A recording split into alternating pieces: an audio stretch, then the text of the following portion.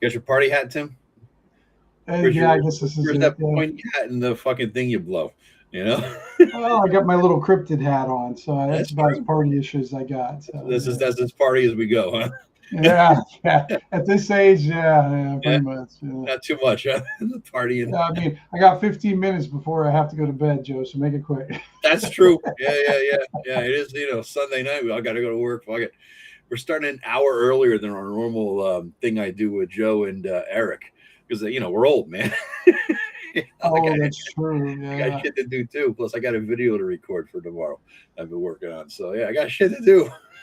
But I couldn't pass up the party time because hey, that is a party. Ooh, we already got party gifts. My ear trumpet gifted one membership. Nice, nice. And He has Mark been the Shark all is over now the a place. member. Yeah. Damn, man. Damn, thank you very much, James Lowry. Kick up the party. Yes, yes. We got 5,000 subscribers. A number that I bet Eric about 14 months ago that I would beat him to. And finally, 14 months later, I have 5,000 and he's at like 12,000. So yeah, I lost that fucking bet You missed handily. it by just that, A little bit. much. It was Yeah, close. that Close with much. no cigar. Right. So he fucking like he put it in fucking. It's like remember the Knight Rider turbo boost kit. Boom, he hit the Right. button. Yeah. Like off. Pretty much. Yeah. All you saw God. was Jesus Christ. tail lights from Eric. Yeah, Yeah, I already paid off the bet though. The bet debt has been paid off. I met him at Get that ShireCon. Mark the Shark got your membership there from my ear trumpet, and yeah, this is a fun time tonight. Congratulations, Mr. Lawyer. Appreciate it. Great content. Thank you, Voice of Juan. Voice of Juan. I like that. Voice of Juan. It sounds like Jedi-ish, but kind of cool. Yeah. God, thanks for joining, Tim, to celebrate the pate. Oh yeah, I had to celebrate your 5,000, man. Yeah. That's a great accomplishment. Yeah, it's kind of nice. I didn't think kind of it would happen. I honestly, I just didn't think it would fucking happen. So after a while, right? I mean, and let me put your channel in there because God damn it, everybody needs to subscribe to Tim's channel for God's sakes. All right, he's up to 313, and I want to be doing this celebration with him in the next couple months. 313, yeah, I'll beat a 5,000 and real fast. Yeah, he's a contender, I say. He's gonna get there. Mm-hmm. There's Tim. Subscribe to his channel if you're watching this now or in the future at some point.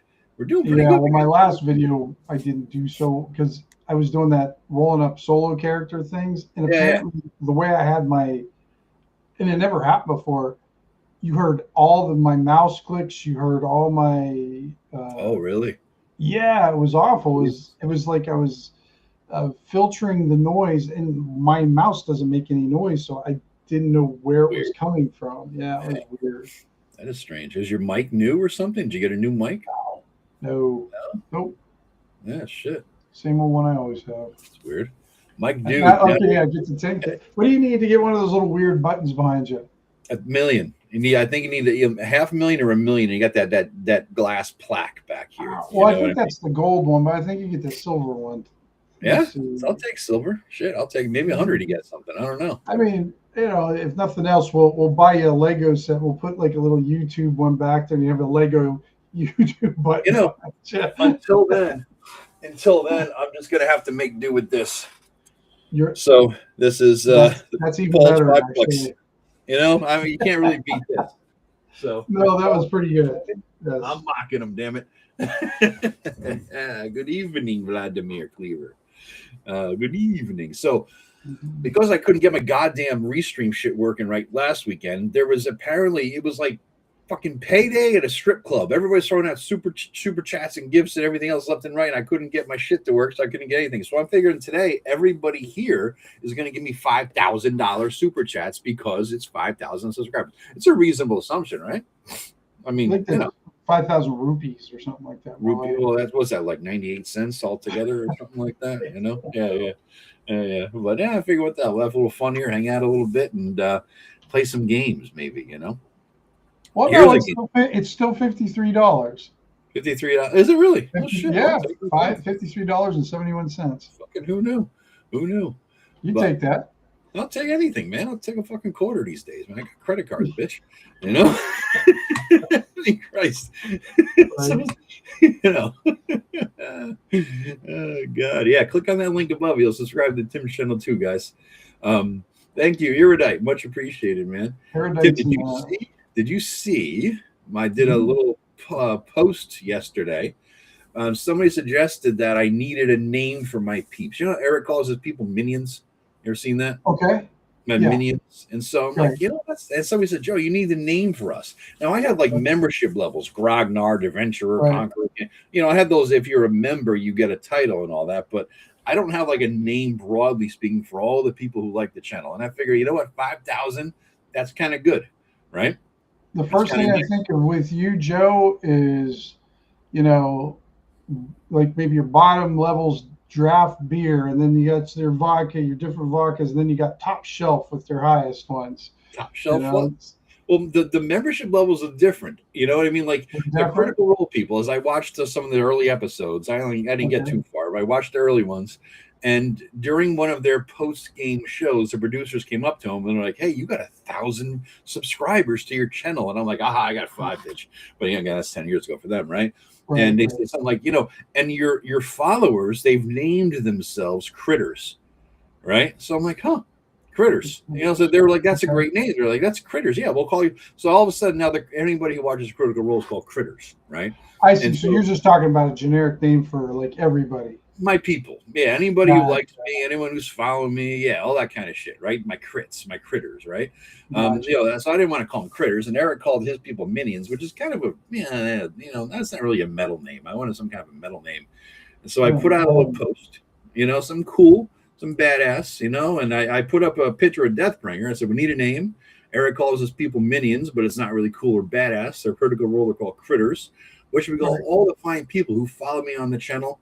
And then I put, please don't say anything legal related. I don't want to think about my day job. So, of course, everybody's like the intern and the paralegal. Like, motherfuckers. So why don't you just call your followers the deaf? The deaf? Call them the deaf? No, the deaf, because they're not listening to you. Yeah. Call them the deaf. Not hearing what you're saying. Thank you, Gary.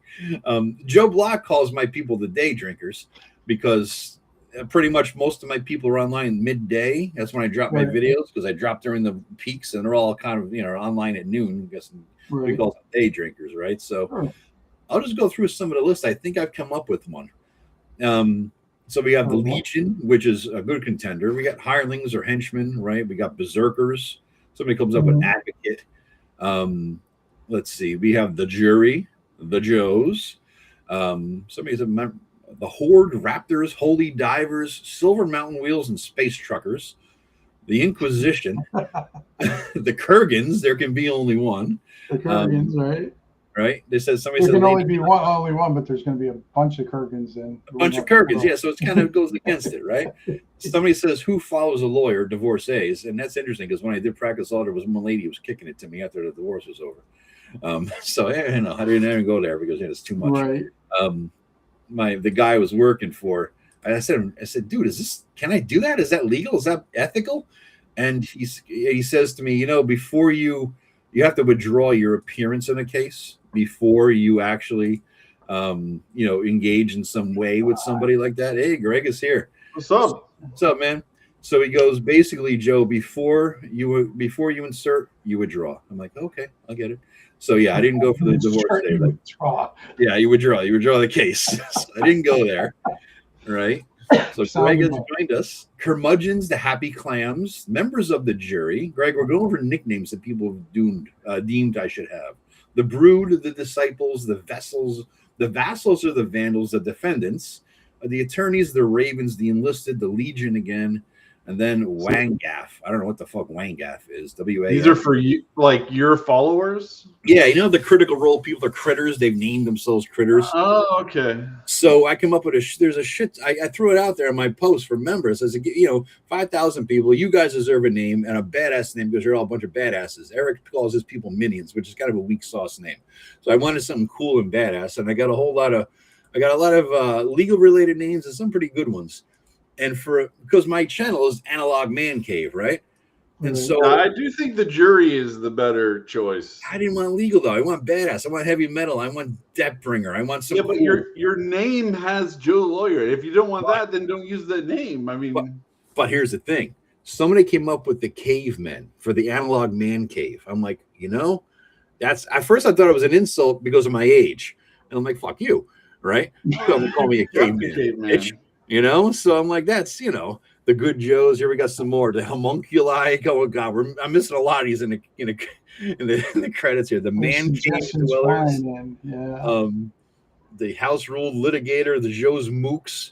Jesus Christ, the pervs. Thank you very much, Erudite. Joe's paralegals, Joe's angels, maybe. Huh? How about that? Joe's angels, like Charlie's angels. That means that you have to have a hot chicks. They have to have some females in there. My support. Yeah. I got no females. I'm 99.999% males. So somebody came up because it's the analog man cave. They said, how about cavemen? I'm like, ooh, that's good. Once I get over the fact that it wasn't an insult. Jury is the better one, but if it's your channel. But I don't want to be sexist, right? And then Paul Flint Fireforge Turner comes up with. Wait, you just said you didn't want to be sexist. Wait, I didn't want to be sexist. Can't just say that and then just keep talking.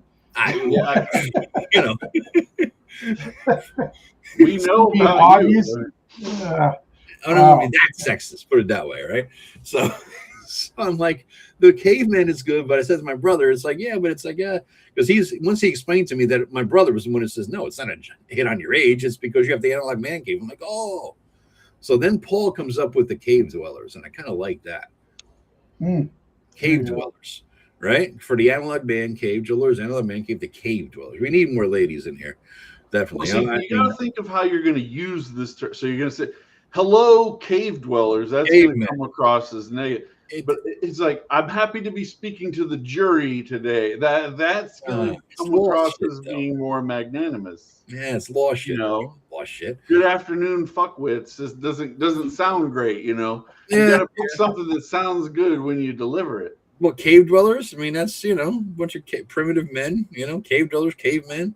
That's what I'm thinking. I'm leaning either that or the Legion. I did like Legion. Rob's AI. I'm not going to be Rob's AI. I was also leaning at the Legion. I like my Legion. Sorry, I had to sneeze. Rob AI had to cover for me while I sneezed. Yeah, no, I've been doing the same thing all day long. Ever since the sun was going down here, I've been like a fucking mess with the allergies. So the season will change here. I'm moving to North Carolina over the next month and a half. Oh, wow. And so I'm doing all kinds of things like going through today we shredded all sorts of documents that I've been keeping, but I just don't need anymore. It's been 5 years, whatever. I can get rid of all kinds of stuff. Doing the Nixon move, huh? Yeah, just tons of things I've been churning through, and it digs up a lot of dust. Yeah, no, I get it. The Josephats, the goons, the executioners, the fuckwit coalition. We're getting a lot of good ones here. Yeah. The fuckwit Joe's jury, the fuckwit coalition, Alley Oop Daddy-O. I don't know if that's how about the Man of War, heavy metal? Well, because you got to think like you're also going to poll these people on YouTube to be like, I'm going to put this question to the jury. I'm going to let the cavemen decide. I'm going to do what. So think about how you're going to say that. Yeah. I like the cavemen. I do like the cavemen. Better than cave dwellers. How's my cavemen doing? Since I'm 99.99% guys anyway, I mean, it's not really insulting anybody. Well, do you prefer dungeon master, game master, referee, or judge? DM. DM? Yeah. Okay. Yeah, why? I was just saying, like, because if you liked referee or something, it could tie into that. I thought it was like a horsepower test or something you were throwing at me there. What do you see on this ink blot? Something like that. You're going to come up with. Yeah, we do need more ladies here. Me and Greg and people with man boobs here. That's the closest you're going to get to ladies, I think. The chubby funster and the fat lawyer here. I'm down about probably 40 pounds from when I was at North Texas last year. Nice, so man. Nice. When I see you this year there, I'll be down. Less of the chubby and more of the funster. Yeah. Less chub, more fun. Well, less chub is never more fun, though, is it? Really? You need the chub to have some fun, right? Alley Oop was a famous caveman. All right, so cavemen it is. How are my cavemen doing? Analog man cave, cavemen. All right? Sound good? So let it be written, so let it be said. Done. It'll be easier for me to make fun of you. That's true. Caveman. That's true. This is my man Cave you're looking at here, man. He's just a primitive caveman, folks. I mean, I can't help it. He's not wrong on that one. What are you doing to lose weight, man? Are you exercising, eating less? What's up? Taking a medication. Oh, you doing the pill, the GLP, whatever the fuck? Yeah, it's if you hadn't asked me, I could tell you the name of the medication. You know, they have these crazy names, like it's hard as shit to remember. But yeah, so Zepbound, that's what it is. Zepbound, and it causes like a little bit more acid. So like I've never had acid reflux really bad, but like I have to really watch. Like if I eat pizza after 6, bad call. Red sauce, man. You gotta stay away from that. Yeah, it's like fermenting it in my stomach more, so it makes it much worse. But other than that kind of stuff, like it's been pretty good. Good. It's pretty painless. It's not like it's like people used to talk about having to do insulin checks of being painful, pricking their fingers or anything. Like it doesn't hurt. It's simple to do once a week. And it just makes me less hungry. It's a shot, basically. Yeah, it's a shot. You just pull it out in the syringe and then put it in. All right. Yeah. I've been doing it the old-fashioned way, just exercise and starvation, basically, and misery. But it's good though, because I get to the gym, I do more. You know, I got to deal with my nephew. That's because I want him to read more and learn shit. And so he wants me to lose weight. So we're gym buddies. He goes to the gym. He busts my balls for being fat and pushes me to do more. And I bust his balls for being mentally lazy. You got to read more, listen to this video, take notes, and we're going to talk about it for an hour on Saturday. So it's a good deal, basically. We're helping each other here. You know what I mean? People don't like to read. It's hard. They struggle with it. Teenagers, man. So that's the thing, right? So, but it works out good. So we're helping each other here, The knuckle draggers, we got the knuckle draggers. That's we got the second vote for knuckle draggers, I think, in there. Your modern world confuses me. Yeah, no shit, man. No shit. We're up to like 29 peeps here. Nice. Tim, you got 3, you got 25. Ray, you weren't in ahead of time, so you didn't. I didn't.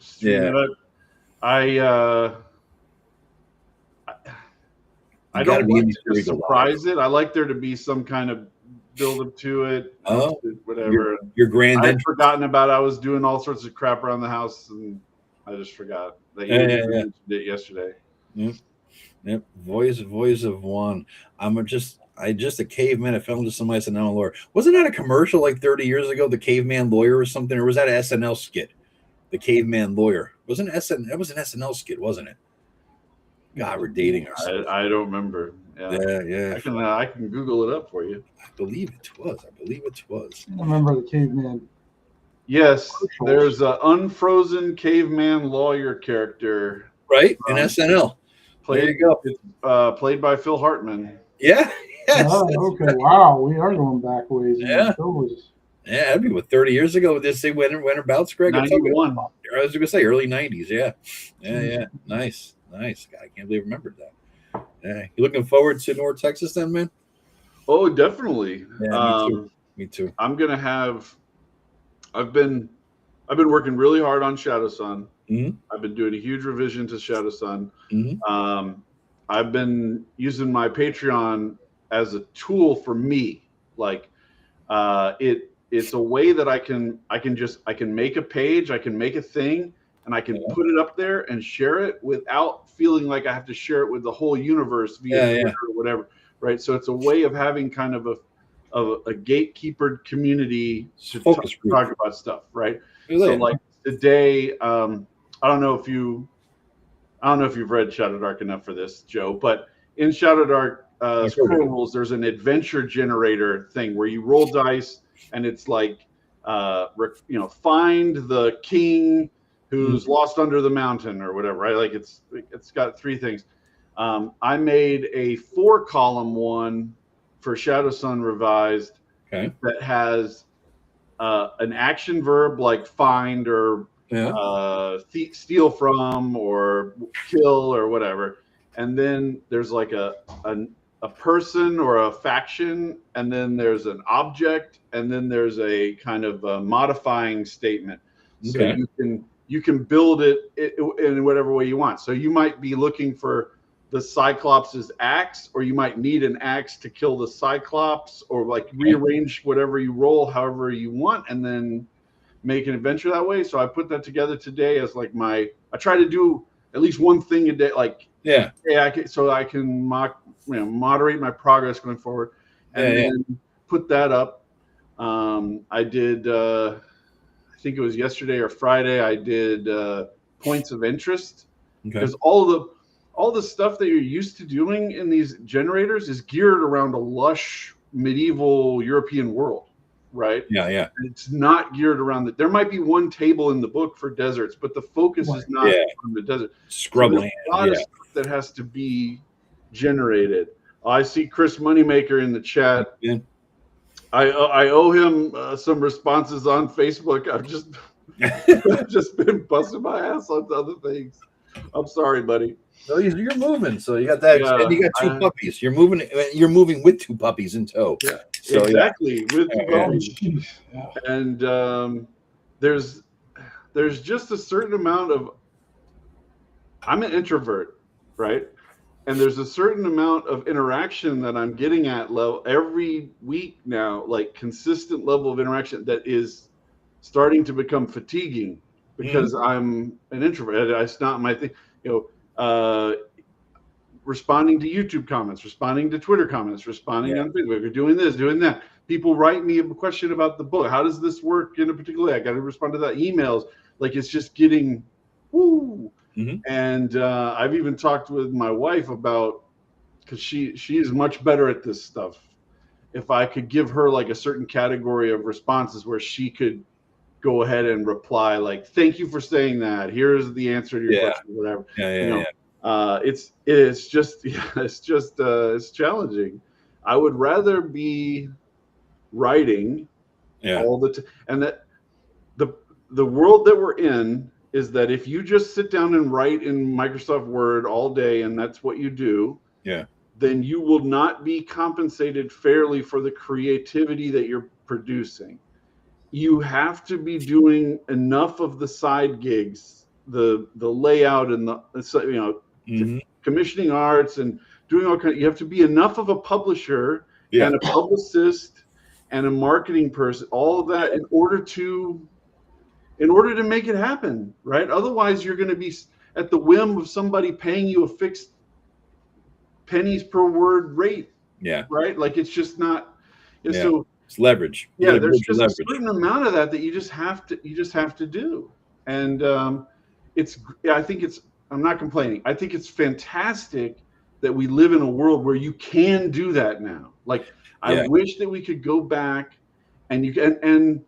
To me, the only possible positive of the AI video stuff is that there might be somebody out there. I'm going to use somebody who I generally actually don't like, but because he made Serenity, Joss Whedon, right? And if he had the idea for doing Serenity and been able to just make it with AI, then it wouldn't matter that Fox wanted to cancel the show after one season, right? He could have kept doing it, right? Now, there's still going to be a limitation, and I made a post just a couple of days ago about the GM companion for ShadowDark went Mithril. And I said, the total art budget is less than $300 on this book. Wow. So you can write a book and publish it and have people buy it without needing some $10,000 art budget. But you just have to be judicious about your decisions, right? And somebody, I think it was his name is like Nemo20 or something. He said, the real limit is talent, right? So we're going to have a lot of people who have have insufficient talent, but they have all these capabilities now. That's going to be a pain in the ass for all of us, because those people are going to be publishing just great swaths of shit, and it's going to flood everything out. So in order to even more distinguish yourself against that backdrop, you have to take on more of the marketing and the publicized stuff. Agreed, man. And you have to be a real person. You have to show people consistently that you're a real person making stuff that's real. Right? Yeah, they got to relate to you. Yeah. They got to be able to Right. I keep saying that. You know, you could have maybe Wizards of the Coast can do their wet dream and put out that interface where you could have a AI DM and everything works just fine. You know what I mean?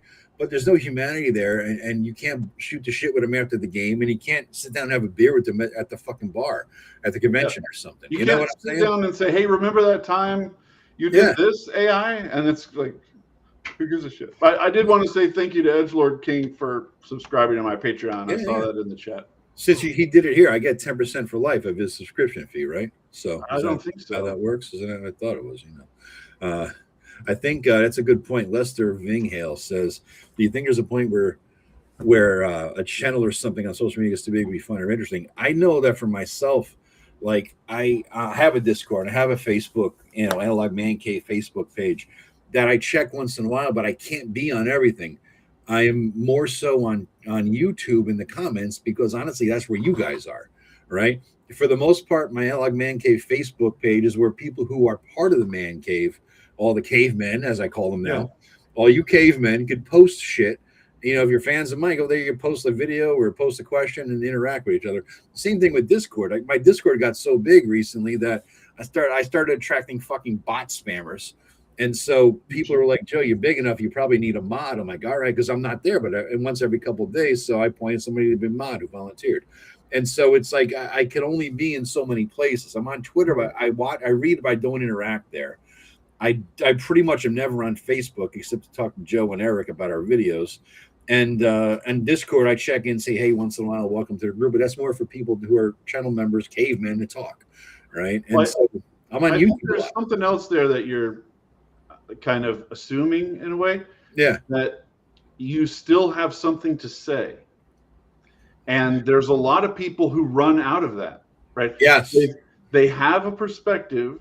Yeah. They express that perspective, and then they feel like, okay, I'm done. Like I've said my piece.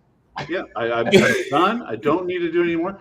And I'm not saying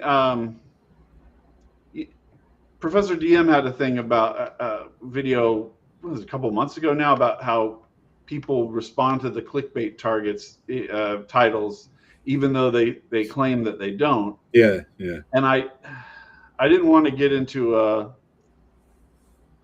I didn't want to make another video like the one I did with Baron DeRop and trigger a whole another cascade of more PMs and then messages that I'm going to have to respond to. And this, maybe I will at some point, but I just couldn't deal with it at that point. New puppies, I can't respond. But I thought it when I saw the video is that the issue is if you make videos that are unique and original and bring an interesting perspective, those videos will take off. What happens is when you make the 40th sequel to that video, it doesn't take off. And so the YouTuber person like Professor DM, who I don't know him at all, I haven't watched any of his like long series of video, because he talks about how he used to do like a bunch of modeling videos where he painted stuff, so on, whatever, right? And I'm like, but if the content that you're putting out becomes stale is a mean word, but like it's the same thing, right? Like I did that video where I broke down the King's Festival by Sargent, where it had I was like, this is how it works.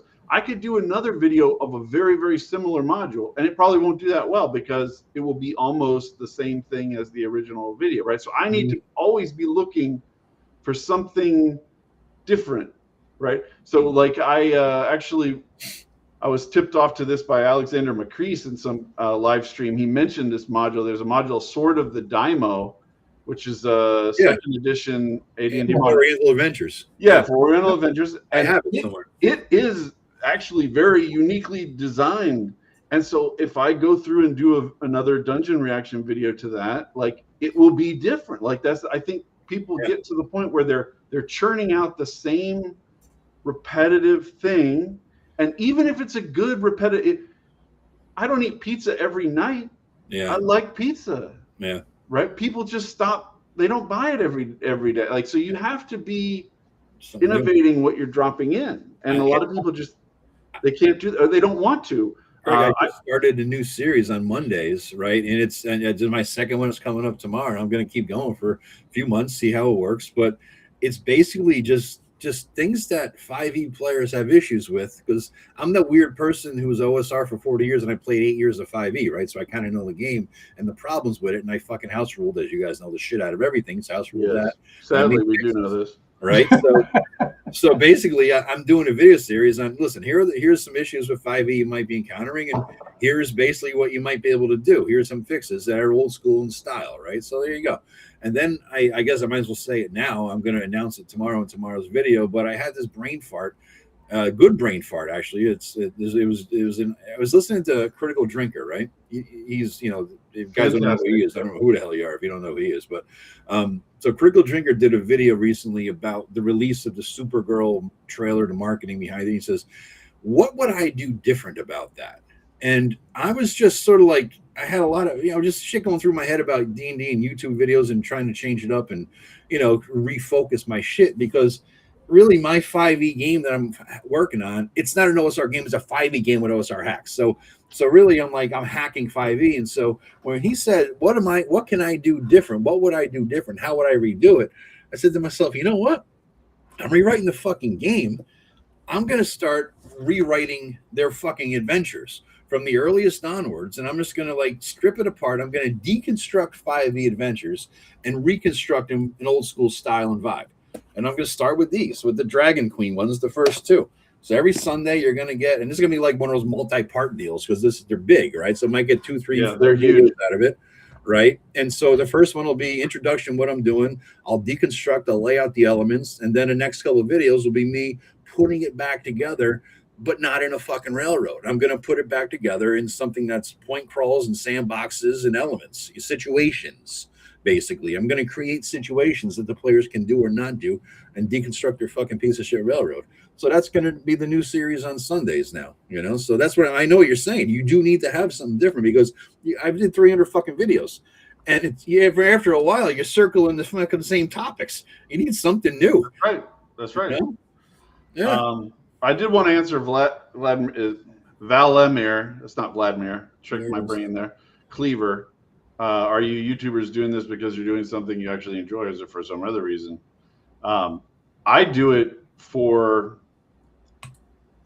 you know how they have like a thing, like if you're upset about something, you should write a letter to the person that you're upset about, just to clarify your own thoughts and ideas on it, even if you never send the letter, right? Yeah.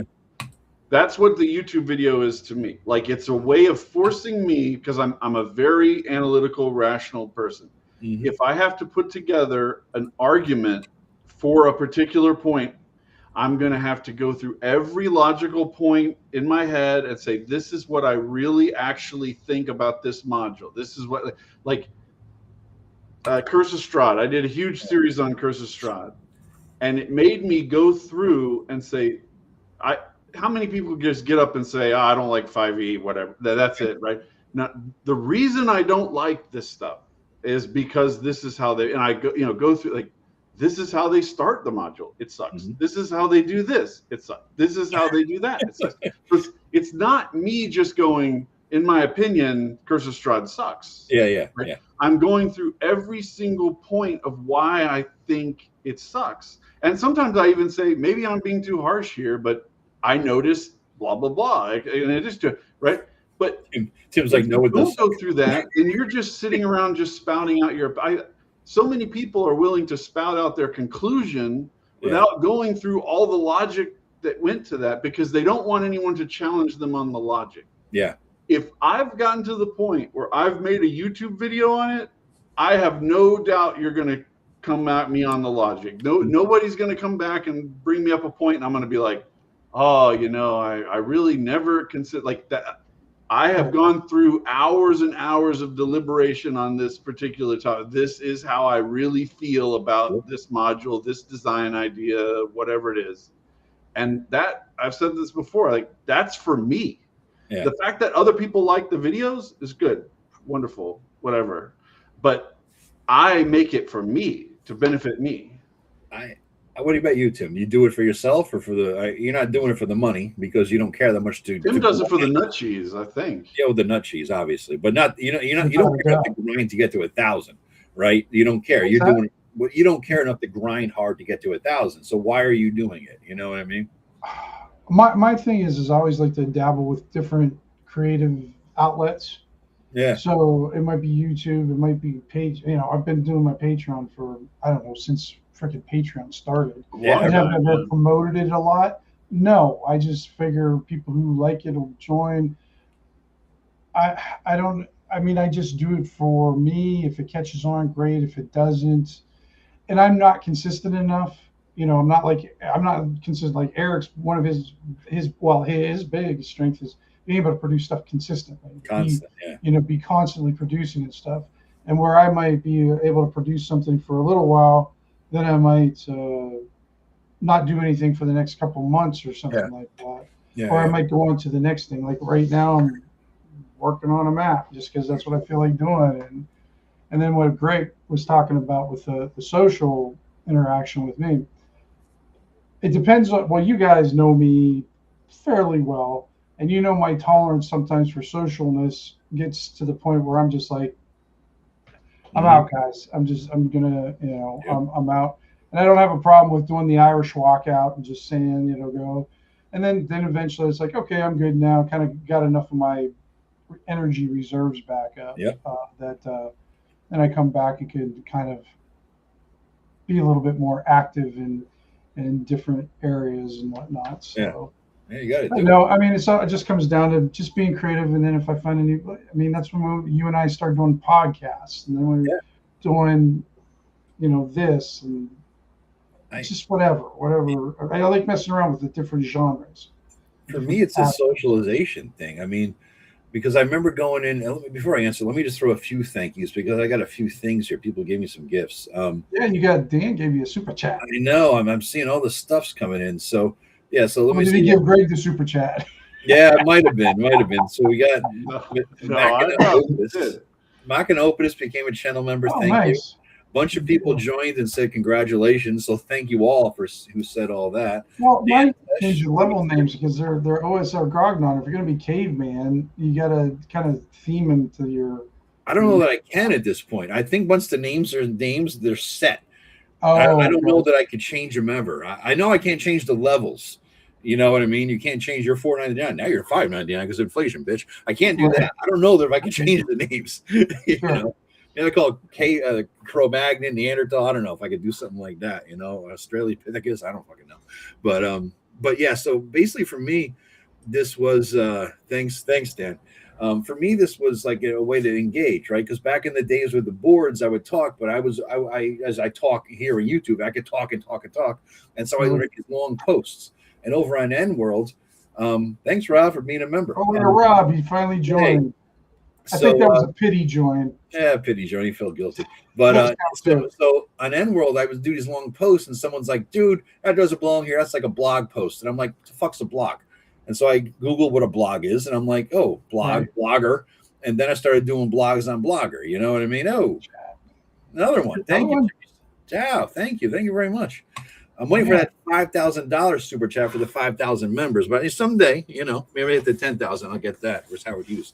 But yeah, so I started doing blogs to engage, right?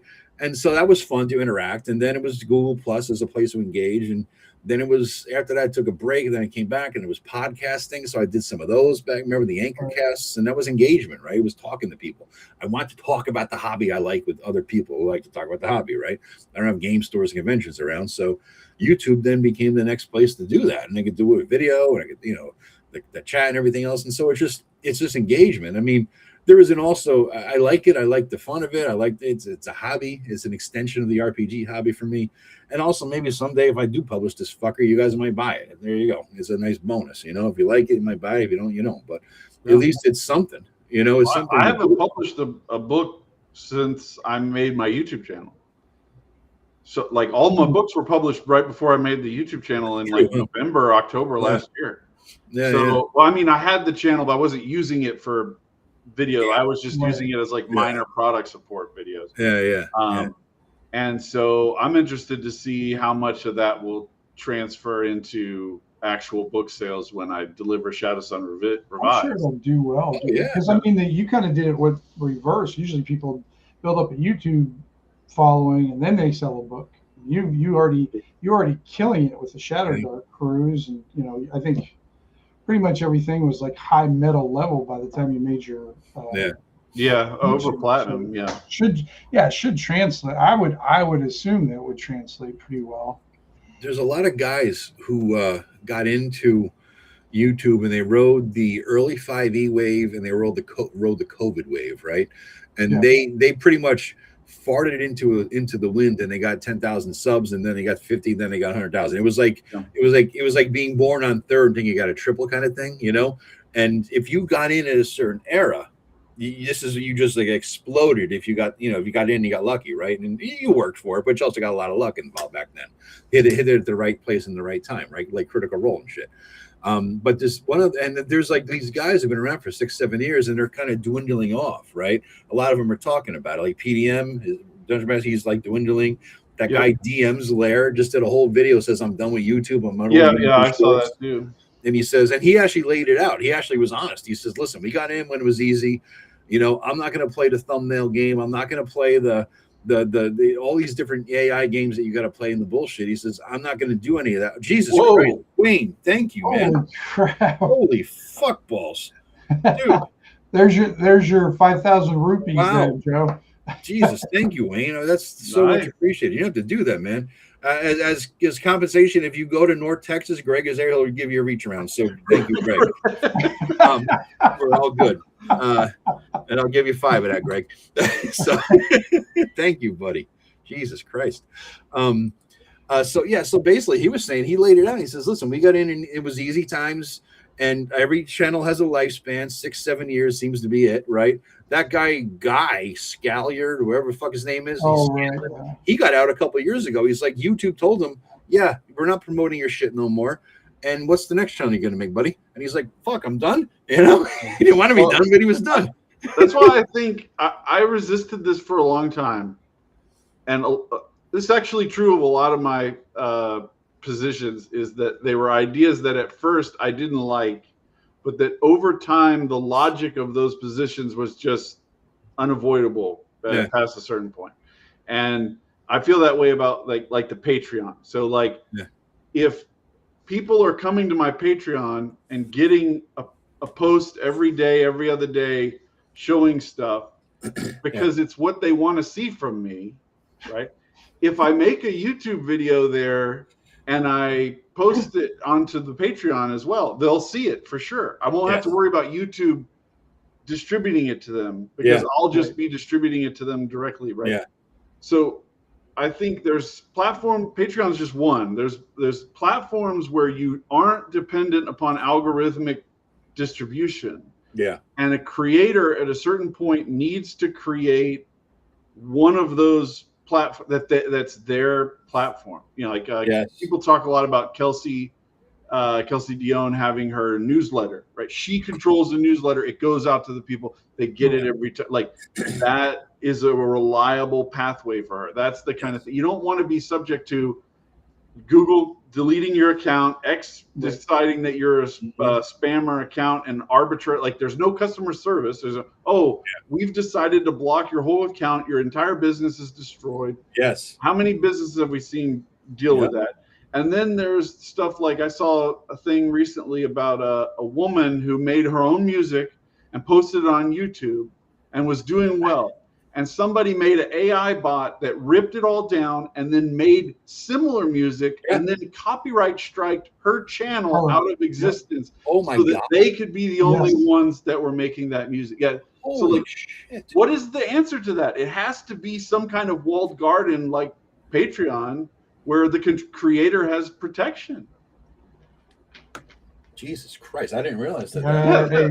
I heard that was my same reaction. I was like, holy shit. I know Joe Block's main source of income from RPGs. Well, I think his biggest one is the publishing, obviously, but he makes way more on Patreon. I'm not disclosing anything he hasn't said live on YouTube. He makes more on Patreon for memberships than he does on YouTube. That makes Who did you say? I missed the person. Joe Block. Joe Block. Ragnar. I mean, he obviously makes a lot of money publishing, right? I'm not going to get into numbers here, but at this point, at least, he does more Patreon income than he does this because he started, like Tim did, Patreon years ago, right? Yep. And so, yeah. He says it's like a third of his revenue stream. Who's that? Alexander McCreese. Patreon is? He says it's a third, yeah.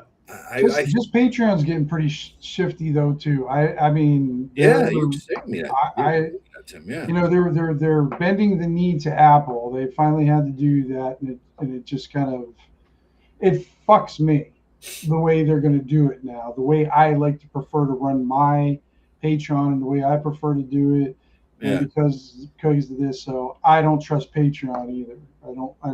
Well, I mean, what's left? Substack. Substack is a thing that people could do. It's like a built-in newsletter publisher's platform. Yeah, it just seems like Blogger on steroids a little bit, and I don't feel like putting that much energy back into Blogger again. Yeah, I don't mind posting some stuff, but I don't know. Been there, done that. There's a certain degree of if you're not the customer, you're the product type problem with the blogging, in that. I think it's really good for people to create and publish their thoughts like back in the Blogger days before Google Plus. I thought that was really great. But the problem is that whatever revenue that generated, it all went to Blogger, which is part of Google. Rather than anybody. Yeah, everything all the views that were created by Google Plus all went to Google. Like, and we made nothing off a Blogger. So we're just happy to have a place. Right? Having some kind of thing, and then at a certain point, there's kind of like, what was it? Like music in the 90s where you had people who were like, oh, you haven't heard about this cool band that only distributes by LP, and they do this where they're like there's a cachet to being the cool thing that the hipster will want. Yeah. And that if you can get back to that could benefit. But most people look at it as pretentiousness, right? Oh, you're one of those people. Like if you weren't involved in so and so's band, before they went mainstream and popular, then you're just whatever the fuck. Exactly. You know what I mean? So it comes with all kinds of moral hazard. You get that either way. I mean, that's not going to happen no matter what. I guess diversification. I mean, with that Rust, I think his name is Rust, the DM's Lair guy. When he says he's done, he had 140,000 subs rather, and he's like, I'm not doing it. I'm not making money. I haven't really been doing it that long. There's a lifespan, and I'm focusing on putting on my products. I mean, that seems to be the thing. You fell into it as well. Here's the issue. It doesn't matter if you have 140,000 subs if YouTube isn't sending things to your subs. Yes, that's it. And a lot of people don't look at their subscriber; they just look at their home page. They don't look at who I've subscribed. Right. When I look on my subscriber page, like when Paul does lives, fire stuff. A lot of times I don't even though I have him, notified. Even you, Joe, lesser though. Usually I get most of you. Yeah. There'll be some I still don't get. Really. And Paul, I hardly ever get any of his unless I go looking for it, even though I have alert me. So I mean, it's just. I'll have times where I'm like, I know the show's starting at this time. I go on there and it's not even in the top display on YouTube. I have to go find it. So what I do is most of the time I'll start when I open up YouTube or whatever. I'll go right to subscribed, and then I'll see what's popped in the last 24 hours or something, or where I went to bed, or 12 hours, whatever it is. And then if I don't find anything good there, then I'll go to like home and I'll look and see what's there. But most people just go to home, and if it's not at home, they don't see it. And Luke Hart is not Russ. Luke Hart is a DM Lair guy, good dude. And I kind of feel bad. I shit on him in a couple of videos because I thought it was just like top 5 ways to do this. Well, he did rely on that, but that's what was popular. People like doing the list thing, especially when he was starting out. That was the gig then. Yeah, right. I mean, top 5s, top 10s, what worked. Yeah, best ways to. And so I think it's getting away from that because his videos had a lot of high production values. Like he put on wigs, it was acting, it was a whole fucking song and dance he would do. I want to see you do that, Joe. My ass. I can't do that. I could put on the Vader mask and the fucking I can give Iron you Man some wigs, gloves, bro. I can find you some wigs and I'll ship them all to you. I don't want to cover his gorgeous hair with wigs. This is all you're ever going to get out of me, right there. All right, so this is pretty much right there. That's the only production value. That's the production value on my show right here, right? So But I mean, I kind of felt bad because that's what he was doing.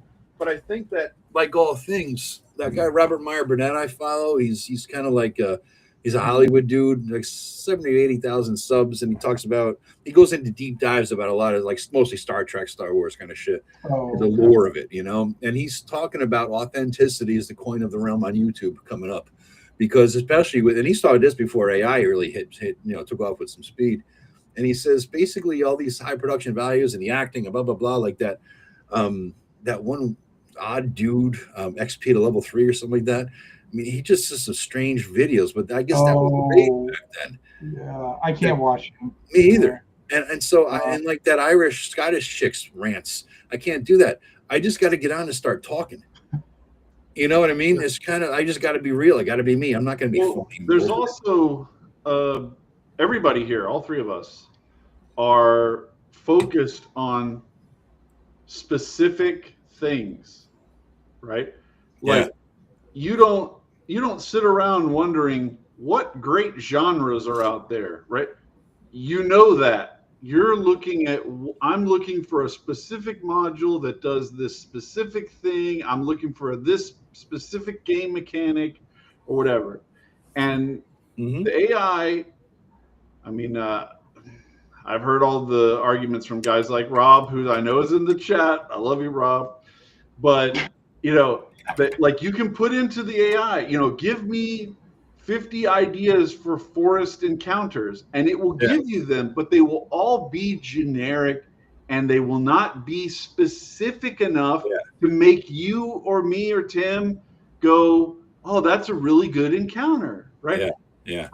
For me to see a good encounter, it has to be really specific. It has to be really tight, and the AI can't do that. It doesn't do that, because it's got to be. The more you put into it, the more generic it becomes. It's only specific if you only fed in a few things to it. Once you start feeding more and more things into it, it becomes even more generic. It's worthless. Yeah. And on top of that, when you're looking at AI, it fucks things up.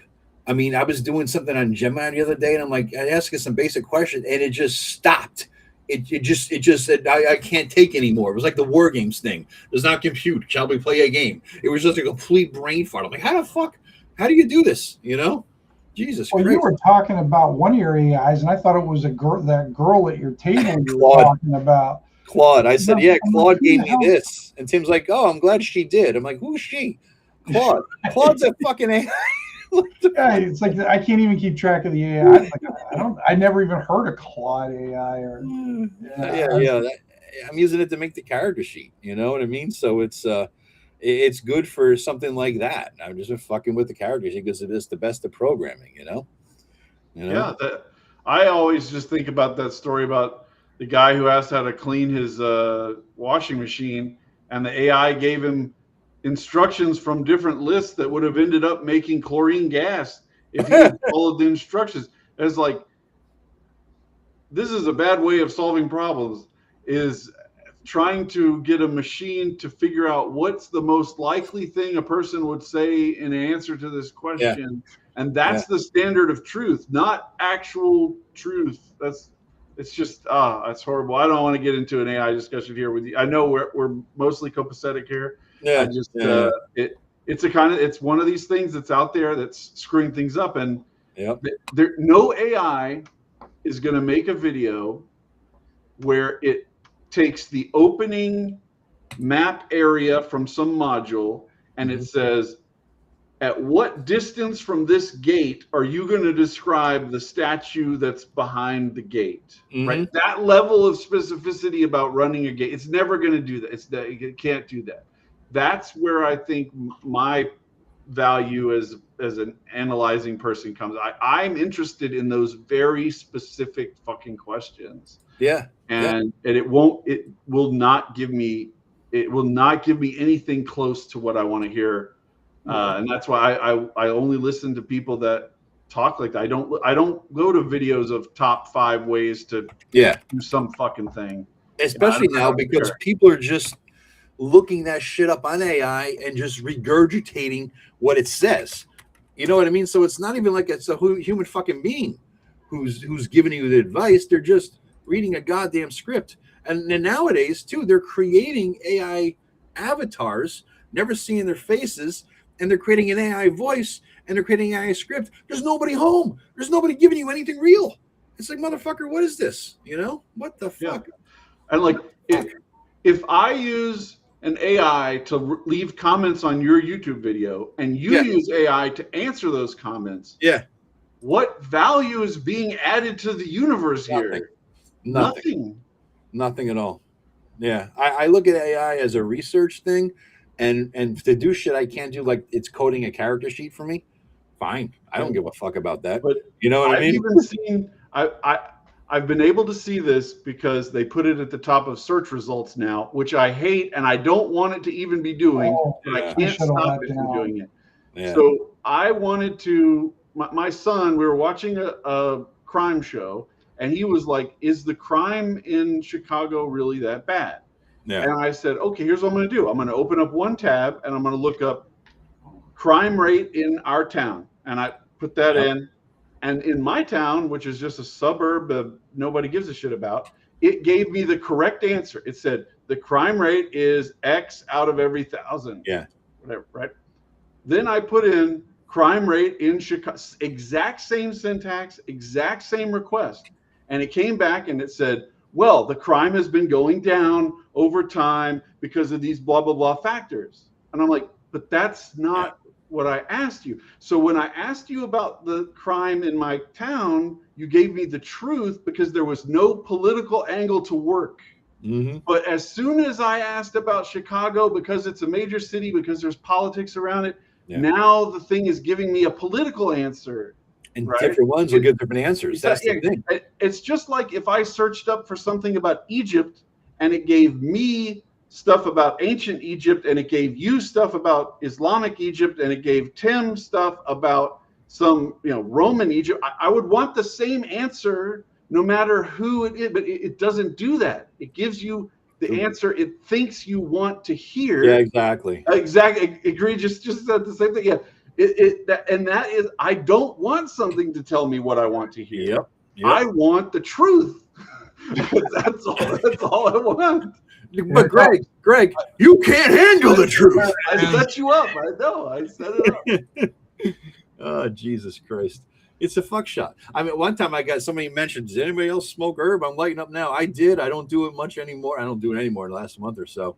But one night I did, had a little in me and a little booze in me, and I was like, I'm gonna start an AI fight. And I asked each AI, 4 AIs, the same question: Claude, Gemini, ChatGPT, and Grok. And then I said, I got the answers. I said, hey, Claude, Grok says this. Hey, Gemini. And basically, I just had them fighting back and forth, just to see what would happen. And it was a clusterfuck. Well, the answers were skewed. They redid their answers. Oh, maybe those are good points, but I disagree with Claude because of that. I got AIs fighting. It was entertaining for a while until I saw the dark future, and the res were all fucked. You're all completely fucked. And how much compute did you use in order to sabotage the system there? That's the thing. Like if you think about it, Google is using some percentage of compute in order to answer all of these search queries now. So if you were a malicious actor, you could just create a bots that just ran Google search queries, which is not gatekeepered in any way. Like you have to be a certain level of X account in order to use Grok, right? Whatever. Yeah. That's not true for open search on Google. And you could a malicious actor could ping Google with thousands and thousands and thousands of requests and just run up compute. It's crazy. Like, why are they doing this? It's so stupid. Yeah. But that's what they want to do. Yeah, I know. It's fucked. Whoa, we have a new one. Hey. I don't know where to put this goddamn chat at this point. They fucked it up, and now I don't know where to put chat anymore. They changed the whole fucking interface. I feel like that ain't it. I feel like an old person here. So I guess I'll just take the chat off the screen at this point. Or can I make it like see-through? Who the fuck? Keep talking. I'll figure the chat out. God damn it. What? AI. Tim, what are you going to give to your followers? What's that? Mannerists, like the Gothridge Manor followers, instead of cavemen. Oh, what am I going to call them? I don't have to worry about that, Greg. Peasants? The peasants at the manor? Denizens of the manor. I won't have to worry about it. To the manor born. How about that? To the manor born. Clint Fireforge, he can work both the forge angle and the character angle. That is true. You come up with all kinds of things. Yep. Have not come up with a name. Forgers. The Forgers. The Forgers. Oh, God damn it. Here. I don't know. All right. I'm getting rid of the show on stream. Just the Forge, maybe. It is gone. The Forge is taken. The Forge is taken. My son I call Little Funster sometimes, and my dogs are now the Fuzzy Funsters, but I don't have like a name for my followers. Chubbers is probably not good. Yeah, no. The Chubby Chasers is not good. I was thinking. Well, if it was a, Evil Dead thing, you call them Screwheads, but I'm sure that's taken somewhere. Somewhere.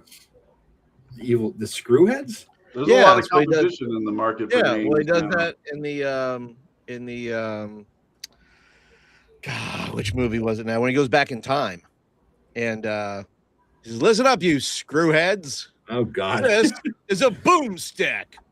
So that sounds such like an old-fashioned phrase, like "See here, hey," from the '40s, from those movies. "See here, screwheads." Oh, sassafras. Yeah. See here, pal. I need to give him. You call them like knights or barons. Give you guys some grad, not just peasants. They're serfs too. Yeah, people are saying I didn't like the legal names. The henchman and hireling felt like too. But all right, so we are the cavemen. Well, Paul, what do you think? If you had a vote right now, what would you go for? I can't deny what. Well, I suggested the cave dwellers, but I still think too that Chubby has a point about, when you submit things, when you want to say things, if you're going to still be Joe the lawyer, that's never going to stop. Yeah. Unless you change your name, but the jury kind of works in that fashion because you're going to be submitting things to the jury. You want your jury to vote on things. You want your jury to come up with a verdict. It just works. But you could even get a little an animation or a graphic of the Family Feud board, and you could say the jury says, "Bing," and then it could drop the answer. Yeah. It's just I do YouTube to get away from real life. I don't want to drag it in. I want to have fun. You're not practicing law like a real lawyer. Huh? What? You're not doing jury trials, are you? No. Oh, then what do you care? I've seen enough. I don't want to do that shit, man. What do you care? Call them the Unless jury. I want something badass and metal as befits my peeps. All right. Badass metal fucking followers here. They got 5,000 of it, for God's sakes. I figured they deserve something. And Greg hit $7,000 recently. Congrats, dude. Yes. I get 7. Fantastic. Yeah, I know. We're all playing catch up. Fuck me. All three of us haven't hit Greg's level. Not me. I'm playing mustard. I was going to say I'm more I'm down there. Yeah. Well, I actually had forgotten to check the mithril thing anymore because I thought it was 2,000, and then it went over that and nothing changed, and I was like, crap. And so then for like months I was watching and it didn't change. I was like, maybe I'm just wrong. Yeah. And then Rob Alderman mentioned to me that Gods of the Forbidden North was about to go mithril, and I was like, I should probably go back and check. And I went back and checked. I was like, oh shit. But it moves a little bit every day. I don't go check my drive-through account every day to see what the publishes sales are. You just want the fucking checks coming in. As long as the checks don't stop, you're good to go, right? It's all that matters. Well, it's really nice to be in a position where I can afford to do high-level production stuff without wincing. I can just commission what I want to do. I still don't go crazy with it. My dad instilled in me a great frugality. I mean, oh man, my frugality level is 18.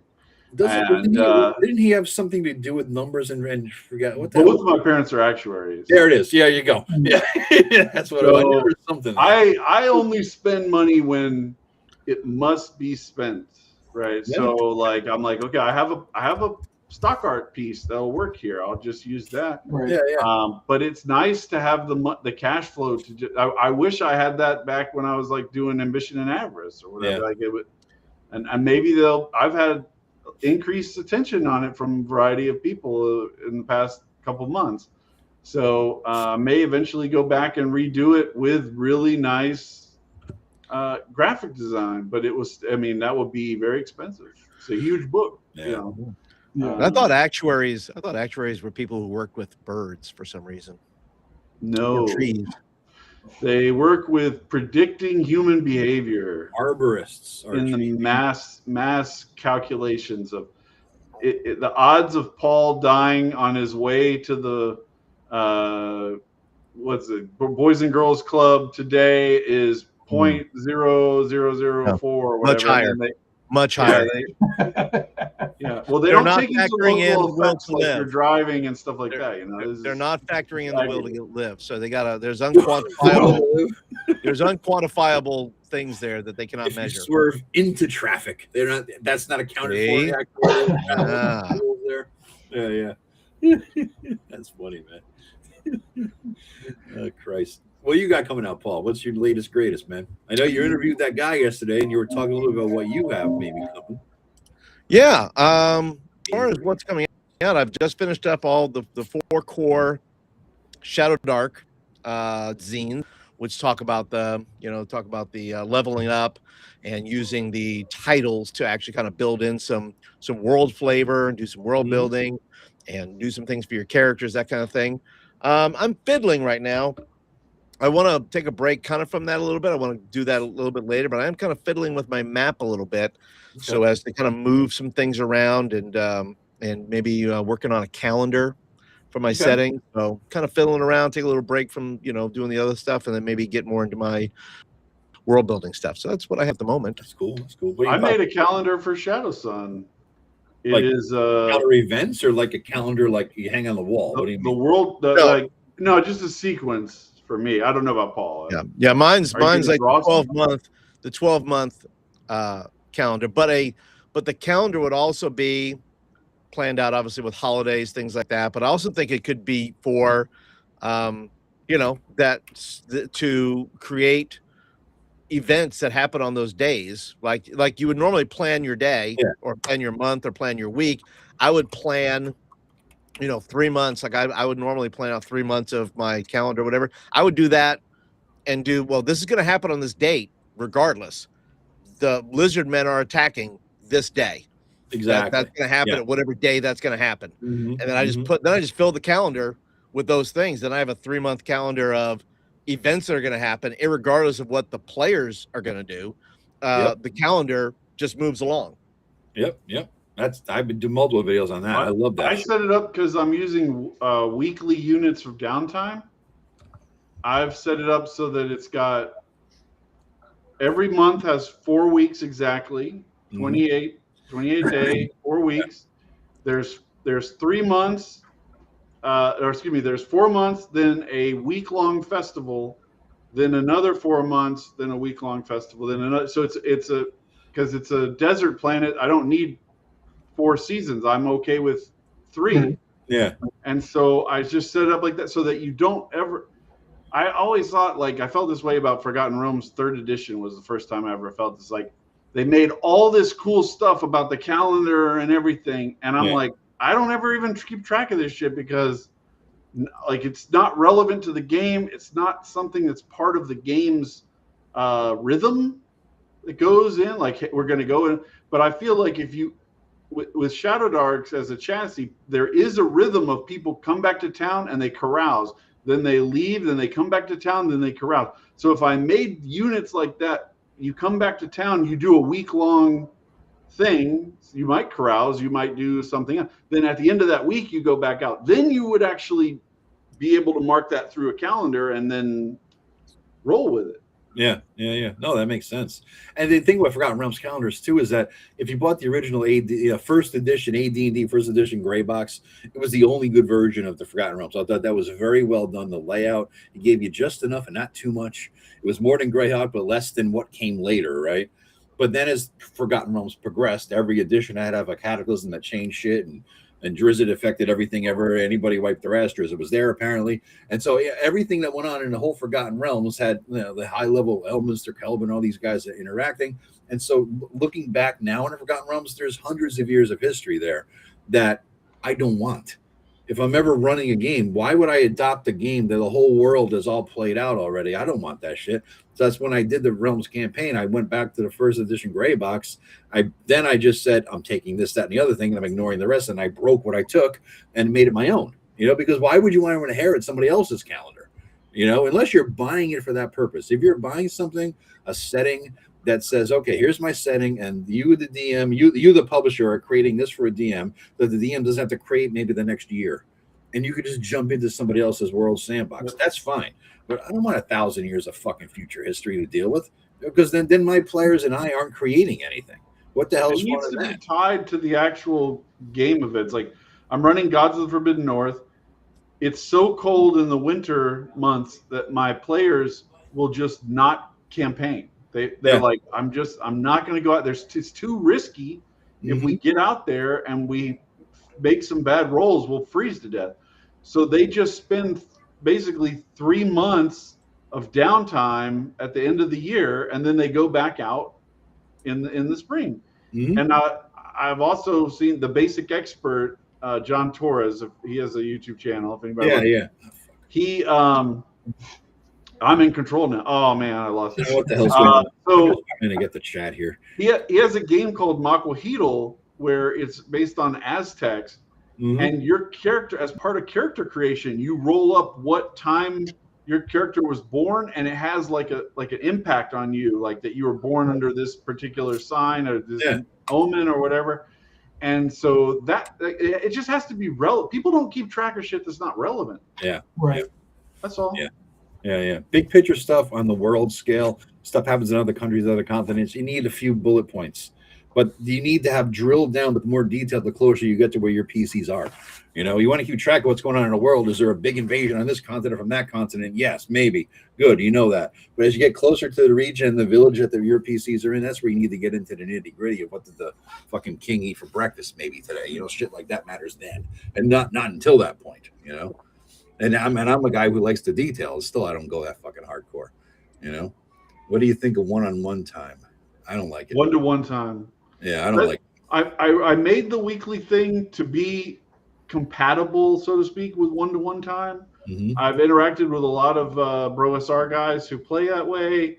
Right. I talked about it a lot with relation to the vampire game that I made, Shadow City, where you're able to play it in like a competitive environment. Like the players are not on the same team. Like I've got my assets, you've got your, and we're actually opposed to each other, which is a lot of the stuff that the Bro SR guys do through patron play. And so I built that in.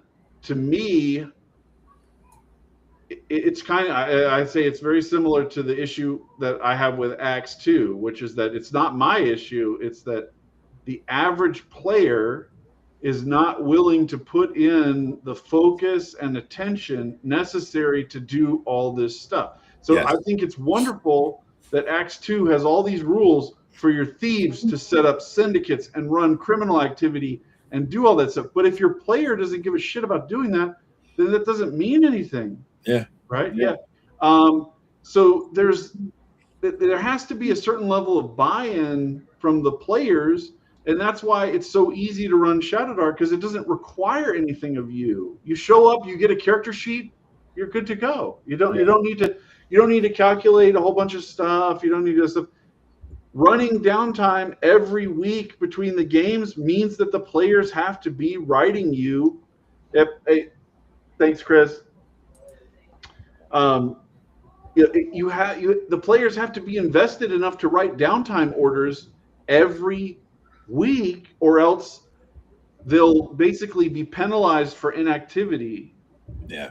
So if you only have 3 players that are doing that, and then there's 4 players that aren't doing that, then the 4 players that aren't doing it are getting screwed in essence. It creates problems like that. That's why I don't run it that way. Army of chubs. Yeah, I couldn't pass that one up. The chubby Chubbinators. The chubbinators, yeah. The little people metal workers, Jesus Christ. Yeah, I think, like Greg, you were saying you're busting my chops when I told you I gave my the kid players, the 20-year-olds 40 pages of background, and you're like, they're not gonna read it. I said they did. They didn't read all of it, but they read some of it. and my quizzing will help encourage more reading, because I'm like during the game, hey, remember this, who does that relate to? 100 XP if you know. Then we get some to read it, I guess. But then they're actually getting in. I knew nobody would read think offering incentives is good, but there are certain people who will just quit because of that, or not want to be involved. Absolutely. And that's not the kind of player I want. Well, right. You're not running a group that's your social group every week, which a lot of people are doing. Yeah. I was going to say this takes a particular group of people, because everybody's not, going to do what they don't want 7 days a week of in between, sucking up their time every day. So it's really for a very specific group of people not married, no kids, and no life. Looking at them right here, and we got another guest, guys. I don't know if you know this. Oh, he's back. He's gone. He's back. Let's see where he is. There he is. Egregious. I've never been on the same stream as Egregious, but I know who he is. Good guy. I did a live stream with him because I saw he did a review. Let me get this down here now. There you go, Paul. You're covered a little bit. He did a review of the role. What was it? The Critical Role's new game. I thought was excellent. So I'm like, I like this guy. I got to have him on. So I did a stream with him for a little bit, talking about his product. He's got something he's working on hard. He's going to be coming out soon. So, and he's in the chat. So I sent him a link. You there, Greg? Is another Greg? It's not working. You can take me off screen. I couldn't get it to work. Restart the. No, yeah, I get your voice, dude. Don't worry about it. I didn't show my voice for my face for 3 years. Don't worry about it, man. Save the screen for the chat. What's that? Save the screen space for the others. Oh, that's cool, dude. Yeah, fuck, it's fucking what, 4 a.m. in England. You're here. Don't worry about it, man. We're all good. I should probably be quiet, actually. Fuck it. Yeah. So what's going on, dude? What do you think of all these topics? What do you want to weigh in on, Greg? We have another Greg here. I think I half agree and I half disagree, and I'm saying that very British of you. For the last 2 minutes, I don't know what the fuck you guys were just talking about. He's trying to get his tech support in. I see you at the same tech support level savvy as Tim. Why I would disagree with other Greg? I think you're completely wrong. Oh, fight! Let's hear it. Go for it. I don't know what the fuck's going on. So. Yeah. So, how's your Greg? Egregious. I'll just go Egregious. How's your game going? Did you pop it? Is it ready for prime time yet? I know you did a video recently. You yet to watch it though. What's going on with it? Yeah, I mean, meaning to catch up with yours as well. Because funny thing, you put out that video talking about Greyhawk and shit. I actually the beta test that I've been running is in Greyhawk. I decided to run Ghost of Saltmarsh because I've been meaning to for so long. Nice. Yeah. With your game and with your game system, in other words. Yeah, the beta came out pretty much last Monday. Okay. So I've just been recruiting people. All right, that's cool, man. Is there a link you could give us? You can put it in the private chat there, and I'll send it out to the world. People can play and all that. Check it out, man. Yeah. I would just link to the last video I put out because that's the how to play. All right, that's cool. That's the one I wanted to get in there and watch. What is the style of game? Would you give us the 2-minute elevator speech overall pitch? I mean, right now it's a system. It's GURPS, but it's for human beings. That's my short pitch. What is it? GURPS, but for human beings, for people that aren't super intellectuals who can handle all the math of that game. All right. Okay. I have no experience with GURPS. I know, Tim, you played that for many years, right? I played a lot of it, yeah. Did you? Yeah, you did too? Yeah, I got kind of taken over by a certain type of person. And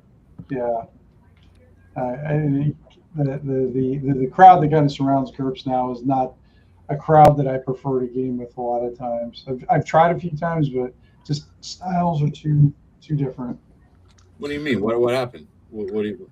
I'll give you an example real quick. Yeah. Do you guys know who Doug Cole is? He's like Mr. GURPS. Yep. He's got the Gaming Ballistic, right? Yeah, Gaming Ballistic. Yeah. Okay. So I've known Doug for quite a few years, and he was running an adventure. Wanted to use GURPS, so he asked me to join, and it was there was a lot of people. I want to say there's probably like 8 other folks that were playing in it, and the scenario was we went into this cat cave. There was apparently some sort of alien creature or thing in the cave, so we had to go down and get it. I was the last one to go. Everybody else, they're like moving up, laying down, they're just like maxing out all their bonuses, and they're laying prone. I mean, they're min-maxing every maneuver that they're doing. Yeah. I can't tell you how much that drives me nuts when people do that. So I got like 9 of them in the group. So I have a noob tube. I have what do they call it? A grenade launcher, handheld grenade launcher. So I just walked down. I didn't even duck. I didn't do anything. I just walked to the end of the cave, looked in the cave, saw the aliens, and I launched 3 hand grenades in there and killed them. I said, "You guys can get up now." That was and they hated that. They hated it. They did not like that at all. Because you didn't min-max your way through the encounter. I didn't ask. I didn't care. I was just like, I guess this isn't going to work for me. I mean, I get it. You guys want to play a certain way. I got no fucking interest to play that way. I want to just play my guy and, draw a big smiley face on my noob tube and blow up aliens, kind of thing. So, yeah. To me, it's connected to the same reason why I don't want to play games like 3E and Pathfinder anymore, because they're build oriented, and it becomes a game within a game that the real game that they're playing is reading this book and trying to find these connections between things in a way. Like I remember for GURPS Magic, there was a system, I'm pretty sure this was 4th edition GURPS, where if you had there was something you could do that would lower the cost of casting the spell by a certain amount. So if you, there he is. So if you set it up properly, you could eventually get the spell cost down to 0. So you can cast the spell infinitely forever, right? And I found a way that with these recommended starting build points of like 150 or whatever, if you built it perfectly correctly, you could cast invisibility at 0 permanent. So you could be invisible every second of every day that you wanted to be. And I was like, what am I playing at this point? Like, I don't want to play a superhero game where I'm the invisible man who just steals everybody's shit and kills them from the shadows and whatever. Like it became comically overpowered. Like that, I don't want a whole party of those people. Right. Video games did it. I mean, you're building a character in a video game. They ported it over. I mean, that's what the 4th edition was, trying to clone a video game experience, and Magic the Gathering. I played with a guy who started this geekdom with Magic the Gathering, and then he played D&D with us as a barbarian. And I swear to Christ, he just looked at his character sheet as a list of stats you can do. And every time an encounter came up, he threw the character sheet down. Almost virtually, you know what I mean. In metaphorically speaking, I attack with these things on this sheet. I don't play a barbarian. I don't play a character. I play something with numbers that I could throw at the situation. It's like, well, what the fuck are you doing then? This is not the Magic the Gathering. Play a dude. Play a person. Play Tell you what, though, those players are very, very useful beta testers. I have one of the beta testers. I found all the unbalanced shit within like a few sessions. Yeah. It was useful. Greg, the other Greg is good at that. We were my Bronze Age game. He beat the fuck out of it. Oh my God! One thing about GURPS, like you can see them right back here on my shelf, is they came out with some of the best freaking source books there are that's been written. I would, I mean, if you want to have any, like a game, and then they make it very gameable. I mean, most of the stuff I have is 3rd edition, because 4th edition is when they kind of became more super powered type of thing. And even in 3rd edition, we preferred to play 50-point. You were supposed to build like 100-point characters, but we preferred to do the 50 or the 70-point character build, and just be like just peasants and build our ways up. But those source books, I still use them today. I love going to them, and there's always good content there. So yeah, they're as good as like the 2E splat books with the green covers. Yeah, as like the Celts and the Crusades and everything. Yeah, you can get everything like that, and a lot of that's an artifact of not having the internet back then. It was fantastic to have somebody who had done all the research about that particular culture or whatever. I was gonna say, if you want books to like plunder ideas from, this is a fucking compendium. The compendium. Yeah, the GURP source books are just, ideas fodder. Yeah. I'm working on an idea for a YouTube video where basically I think that the indie RPG market is basically like a collective working on organizational and presentation problems where each individual creator comes up with a solution for some particular problem. Like, hey, if we actually do this as a D6 table that then feeds into this other table, then it won't be a problem anymore.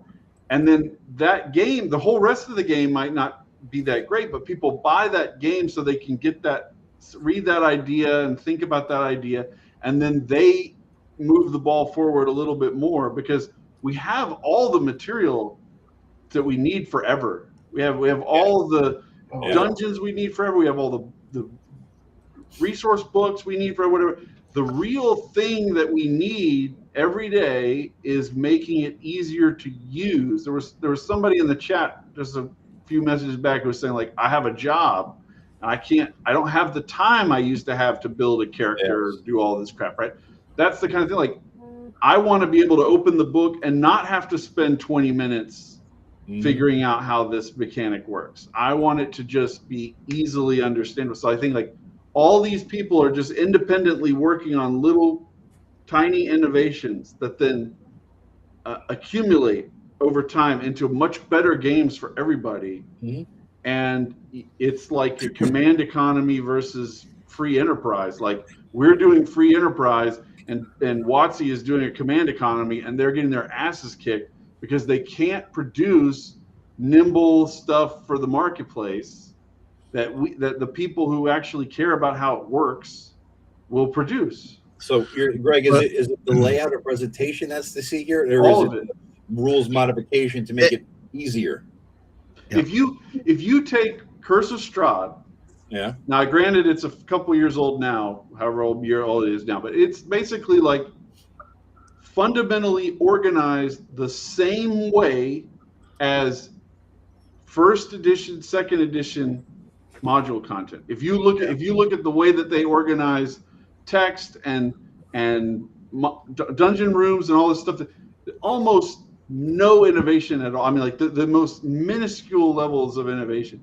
And then you look at what indie people are doing within a 6-month time frame, improving the quality of their output. Like, I'm going to put it into a bullet list now, and then I'm going to move the bullet list into a sidebar, and it's going to be able to, you can just flip over there. And then I'm going to do that. That's what, because independent people want to actually use the game at the table.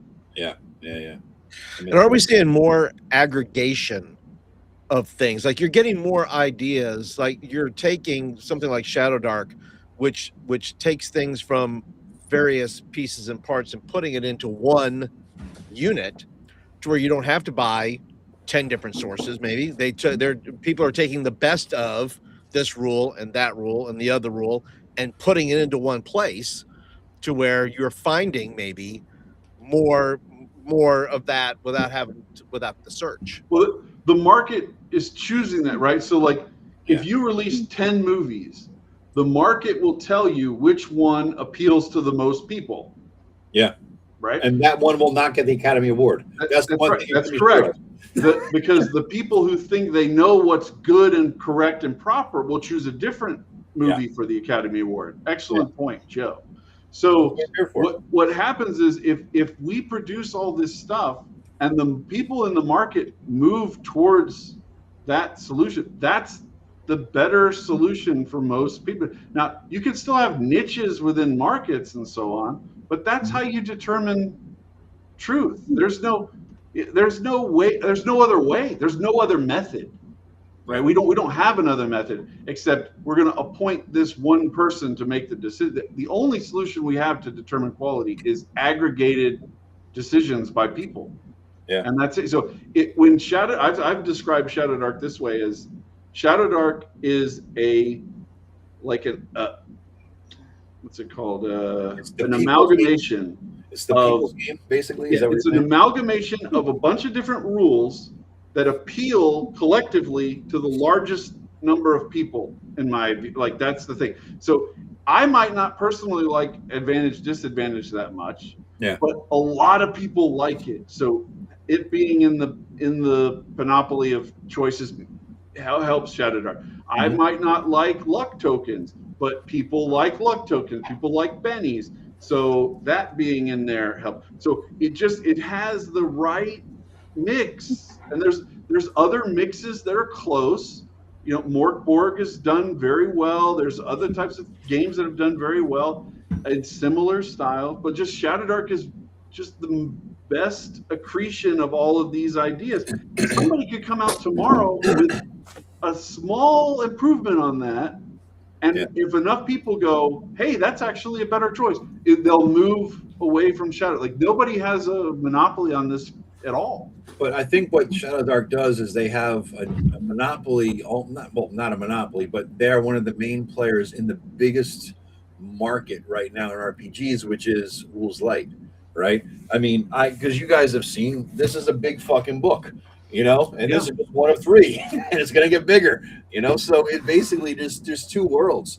And the rules heavy games are that market has never been as big as it was in the 1E days. That's just a function of people. There's way more people that want to play ShadowDark than want to play Axe 2. Even though I personally think Axe 2 is a far better game in a mechanical design sense, but people don't.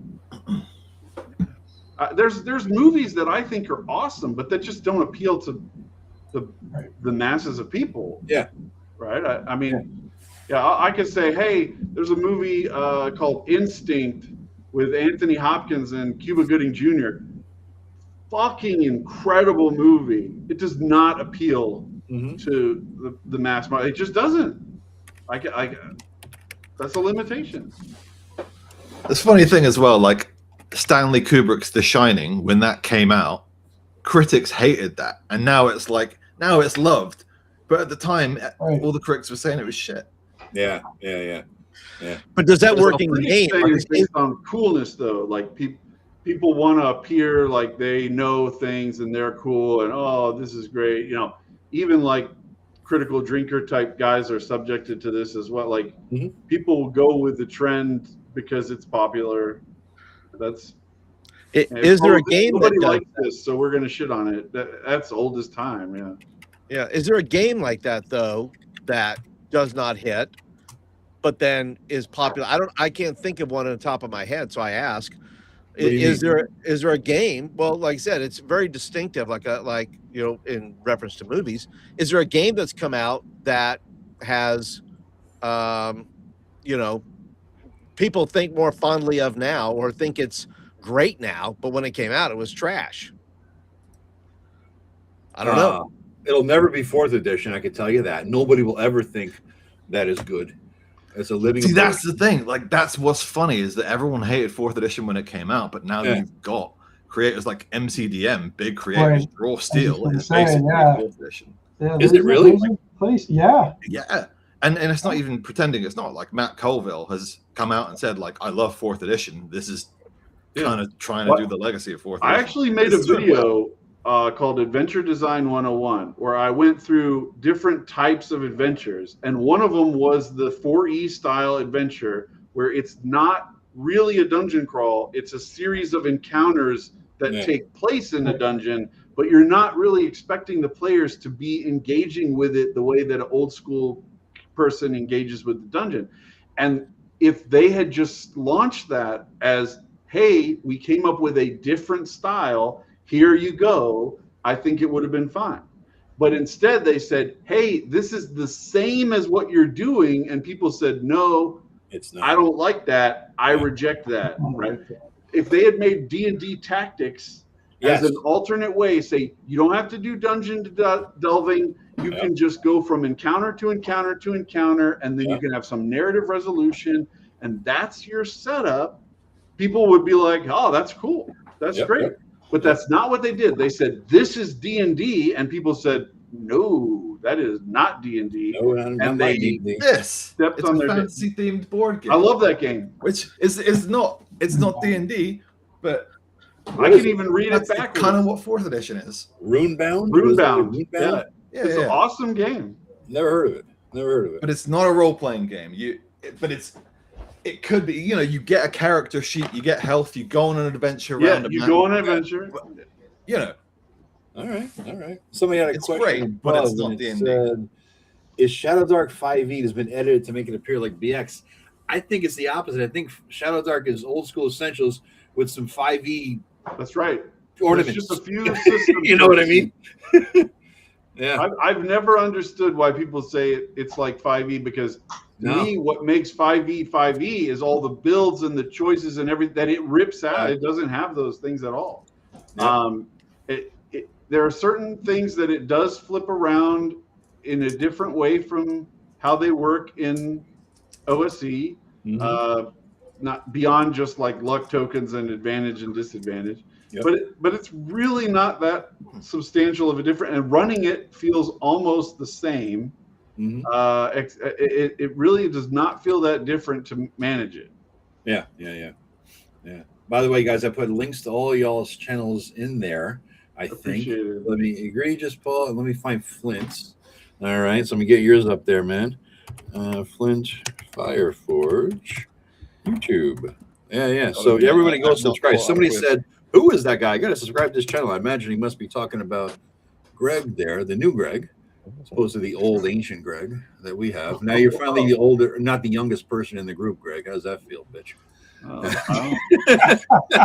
Yeah, he is younger than me, I think. Busting our balls for years. I'm the youngest. You're the only one here younger than 40. Yeah, you're younger than me.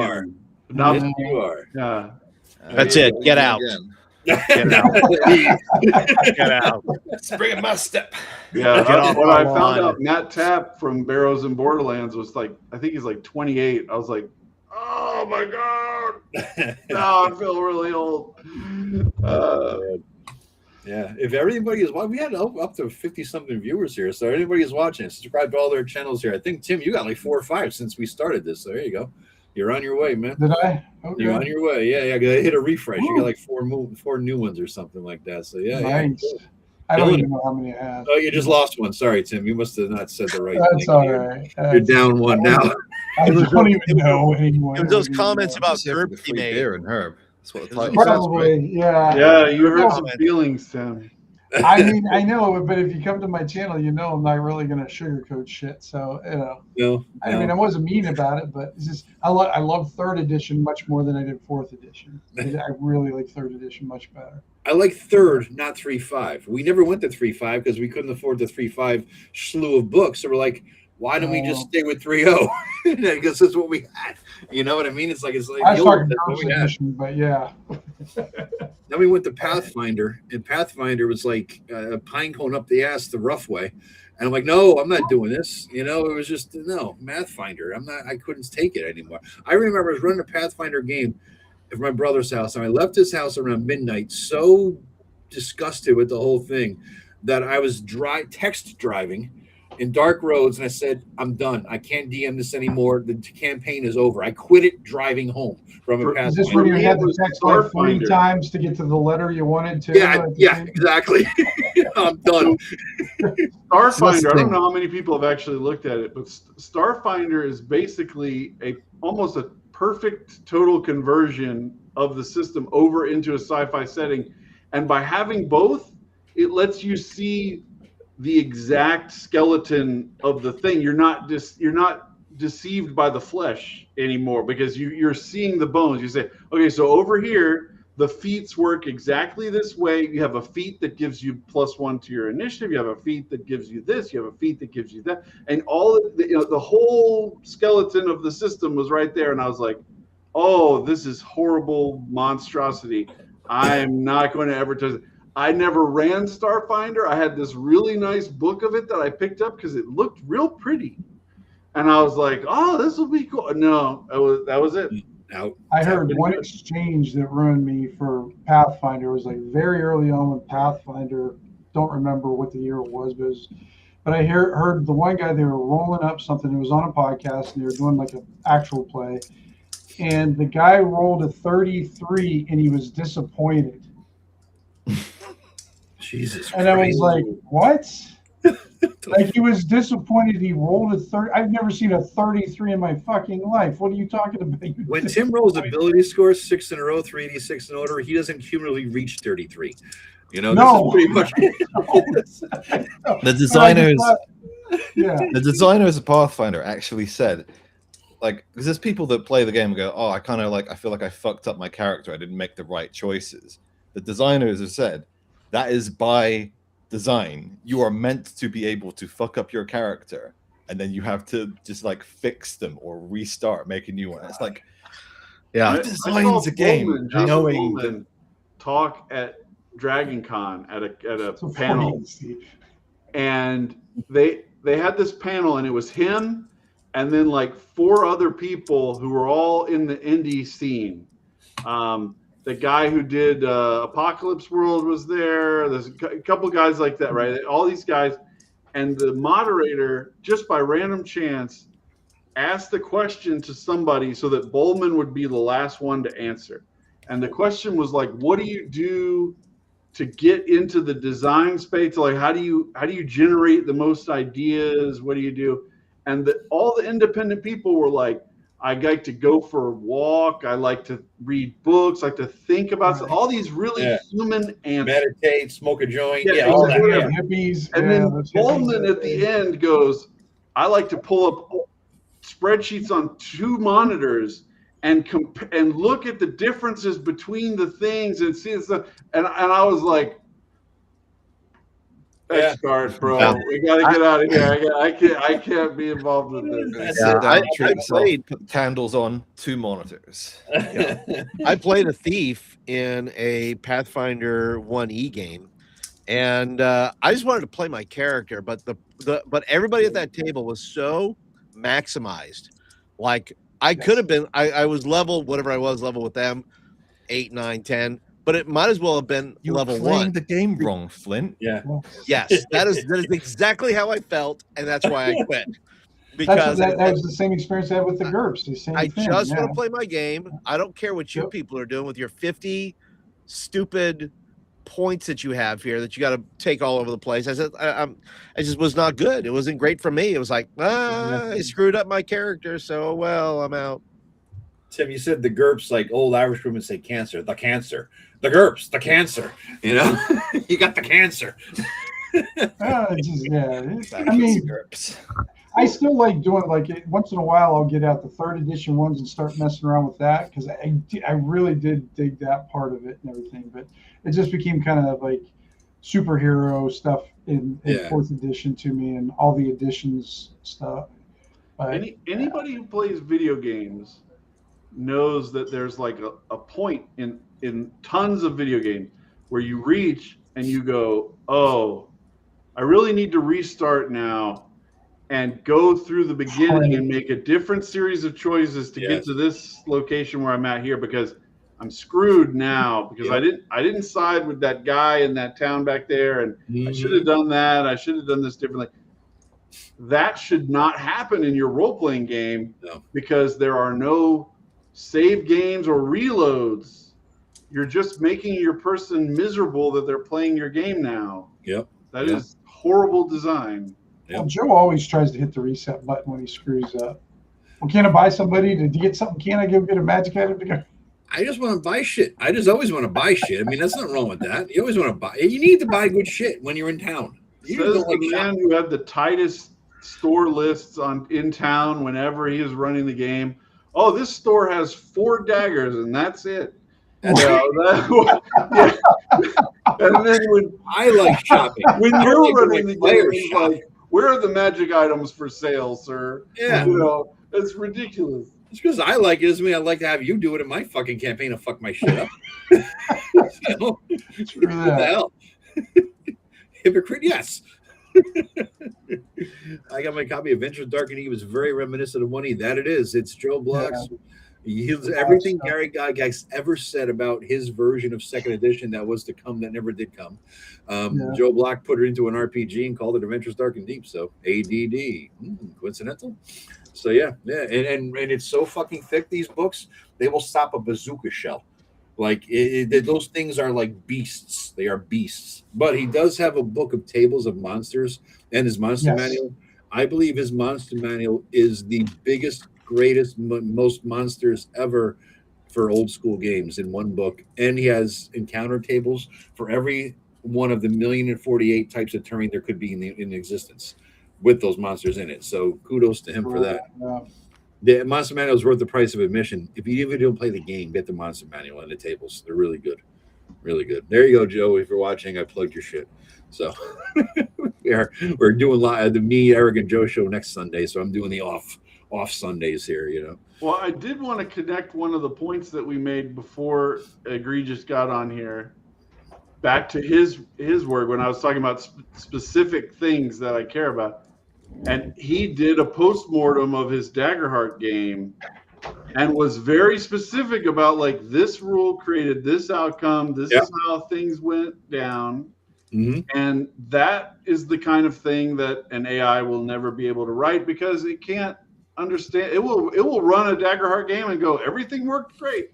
Yeah. So it like, that's the kind of thing, like, everyone here, Flint makes specific stuff, talks about on his channel, all that kind of stuff. That is the way for all of our channels to go forward into the future, is dealing with that very specific stuff. And to be real, to be somebody said in the chat about a half an hour ago, authenticity. That's what I said before. To be real, to be authentic, to be yourself, because the gizmos and the gadgets and the costumes and the funny voices and that these other guys like that, the redheaded dude who's leaving, whatever the fuck his name, I forget his name. I keep calling him Russ. Luke Hart. You don't need a fancy bookshelf full of books, I need like a shitty bearded dragon Bavarian. That's all you really need. That's whatever floats your boat. I'm the only one here without a nice bookshelf. That's the benefits of age. We piss away our money on books, dude. That's the only thing. Mine's over you. Yeah, we'll never be able to retire. So because all of our, we're just gonna make videos. I have a real dragon behind me. So a real dragon. I think Paul got the win for the biggest fucking dice going on back there. You got Jesus Christ, dude. Yeah, I mean I think as long as we're real, I think there's a new paradigm in the world of the D&D YouTubers. I think it's normal people talking about games, and because especially with the world of AI slop that is to come, I think people are just going to get burned out, right? There is I read that just recently. There is in the luxury goods market, like for high end, think Prada, think whatever, something like that. In the luxury goods market, the customers are revolting against AI generated advertising if they use images that are AI generated or anything that's AI generated, because they're like, no, we pay top dollar for your bullshit fucking shoe or watch or bracelet or whatever. We want real fucking people in your goddamn advertisements.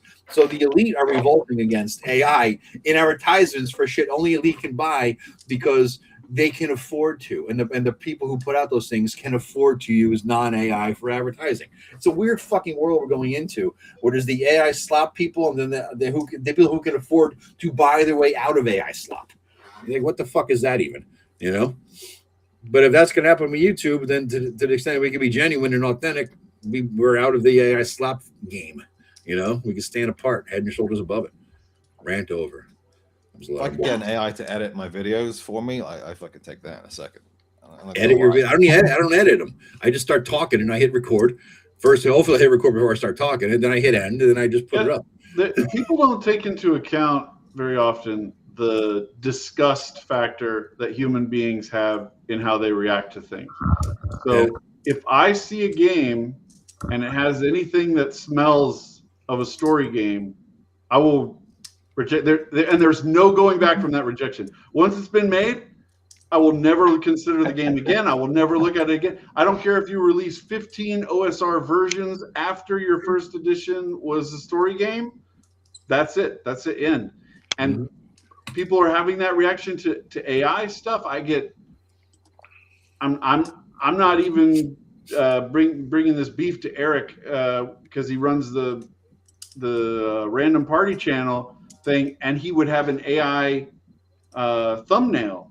And just by me having that on my channel with me live on Eric's show, the fact that Eric had an AI thumbnail would generate at least 5 negative comments on my side every time. That happened to me too, because we had that Friday night or the Sunday night thing we were doing. So we need a thumbnail. Eric put up an AI generated one, and I had it on mine, and I got shit for it. So now whenever they create the live stream, because by default you all share the fucking thumbnail to create the live stream for everybody. You make your own, I made my own because I don't want to hear shit about it, and then so that's it. I don't do AI shit. I'll steal a Google image of whatever the fuck and then fuck with it, but I won't use AI because I get shit for that. I don't get shit for stealing Google images. And that's the thing is people don't have a disgust reaction to a Google image search, but they do have a disgust reaction to seeing that it was made by AI. Yeah. And they can tell. There's enough of that it disgusts them. Yep. Any AI in your books egregious? No, nothing. What are you doing for art? What's your art budget Why like? would I let AI have the fun of writing the book? So I actually enjoy writing. I can yap for days on paper. It's talking out loud, like making videos. That's a lot more stressful. Yap on paper for days. I like that. You want to give more of an elevator pitch now that you said it's human GURPS? Anything else you want to pitch about it? We ain't here to talk about my game. It's good. That's all you need to know. It's good. Right. Our game. Your favorite, a few words. There you go. You know your favorite game? Yeah. It's like that one, but like twice as good. All right. Yeah. All right. I like that. Just like Daggerheart is, right? Yeah, just like Daggerheart. I got a lot of shit for that one. You did. I remember you still did getting my shit from that one. You did my channel. You did the show on my channel, and you got a couple hundred subs out of it, right? We did that joint live stream, and then you shit on somebody, and you lost them all. I remember it was like some kind of master. Listen, man, you went backwards. Yeah. I started getting a few grognard comments, and I was like, "Listen, that's what you did. You shit on us. Yeah, you got all my peeps that came over to your channel. I can't fucking help it. I can't shit on them. Yeah." If Daggerheart is your favorite game, I feel like you'll be disappointed with Egregious's game. I just want to point that out. Just this is a statement of how many meta currencies are in your game, Egregious? You can take a luck feat. You can get some luck points if you want, because I know people like that shit, and it's like that way it's opt-in, but you don't by default get any kind of meta currencies. You just get fatigue and harm and wounds, because that's stuff that your character would actually know that they've got.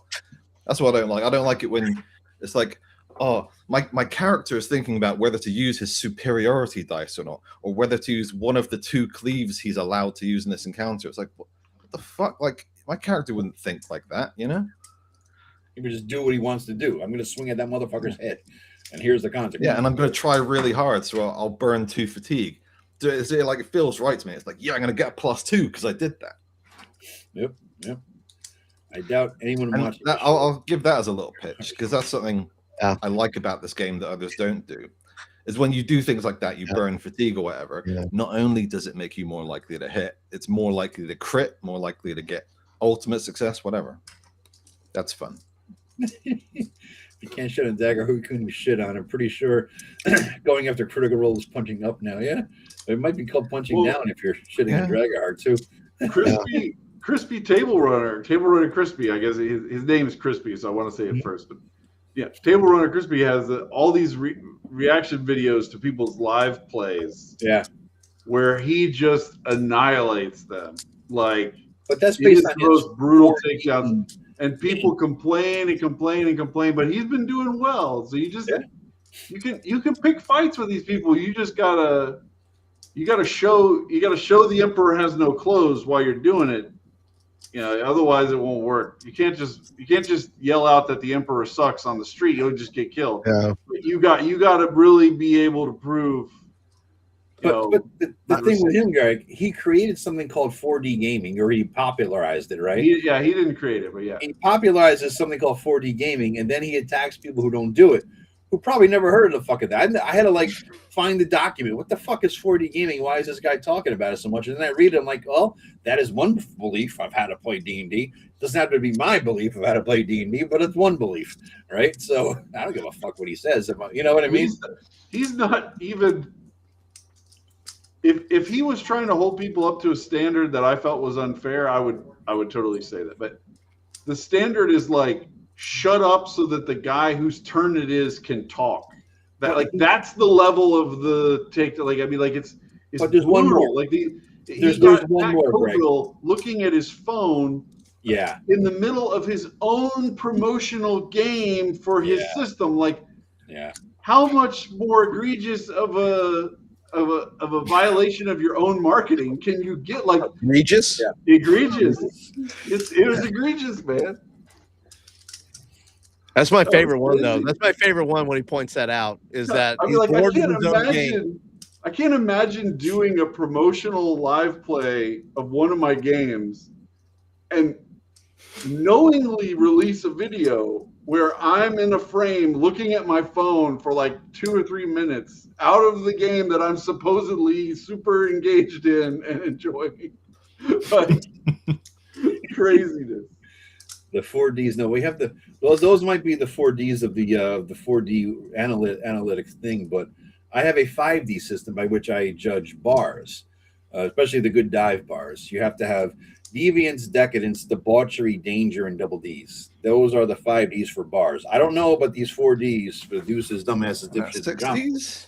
I was gonna say, that sounds like 6Ds there. That's 5 people, double Ds. That could be 2, 1. It could be 2 as 1. I was gonna say, just household that after the fact. Don't worry about it.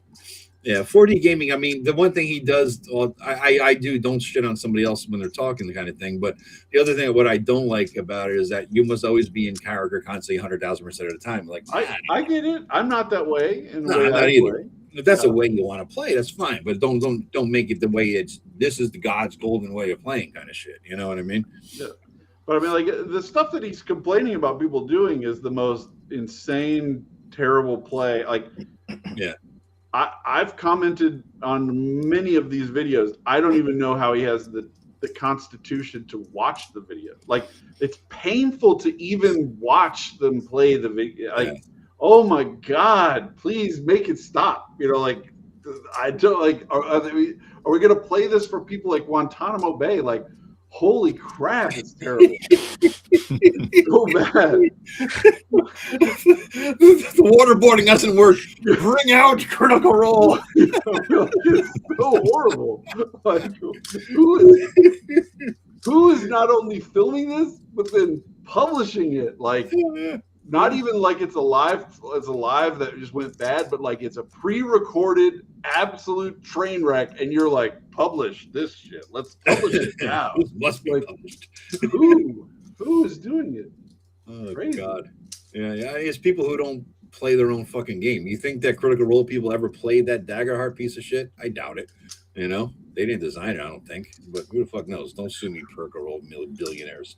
They've definitely played it. I haven't watched the streams, but they've definitely played it. Did they design it though? Do you think?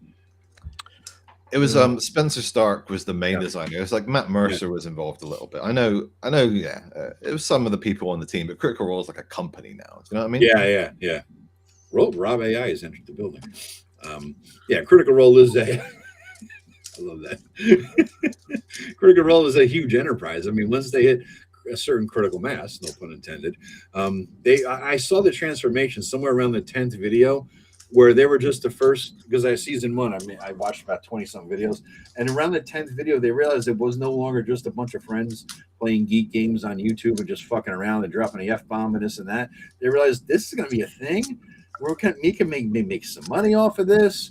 We have to start voice acting and shit on to make this a presentation. And they sort of like drifted away from being real gamers and just because they were real gamers into just being presenters, performers, So I got to go because I got to take care of this little guy. All right. And I got to go pretty soon myself. Look at the camera because he doesn't know how. What kind we got there? This is a Maltese poodle mix. Very cool.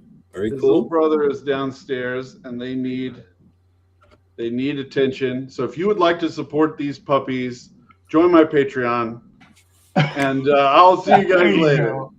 See ya, Craig. Later. Have a good night. And all these guys' channel links are in here. Let me drop Tim's right now, and there's Tim's, and let's see. We'll get the Chubsters. Did we come up with a name for Greg's people? The Chubsters. What would we come up with for them? I don't know. I don't think anything was decided. I think he'll take all the information and decide. If he's not here to defend the name that we just did pick for him, though, I think that's right. It's all fair. I think that we could really decide for him and make it stick. So does Egregious have a name for his group? That's true. We haven't heard your name. Do you call your patrons, your viewers, do you have a name for them? I think I don't have enough of a fan base to like name them. There's like a couple of like dodgy people that hang around on the channel. I wouldn't associate myself with them. So Okay. The fact that they've chosen to come near me, honestly, I wish they would all unsubscribe. So that's why I put out the video from in the hopes I can drive more of them away. Really, yes. I'm subscribed. I'm not going anywhere, so you can do whatever you want. We have the Chubsketeers, the Achuba Stars, the Chubby Chasers. Next video is just Goatsy. Chub Stars, the Fubby Chunsters. I like the Fubby Chunsters. The miscreants. There you go. All right, Tim, you haven't come up with a name for your peeps yet? Nor will I. Yeah. Or to the manor born. Maybe I like the. What's to that? The manor born. To those who are of the manor born. How about that? It's very British. No, it sounds like I'm going to be on what was that one British show that was popular, Downton Abbey, something like that. Yeah. Downton Abbey. Yeah. No, nothing. No, I'm not the king. I don't know any of this shit. Yeah. Keep living it.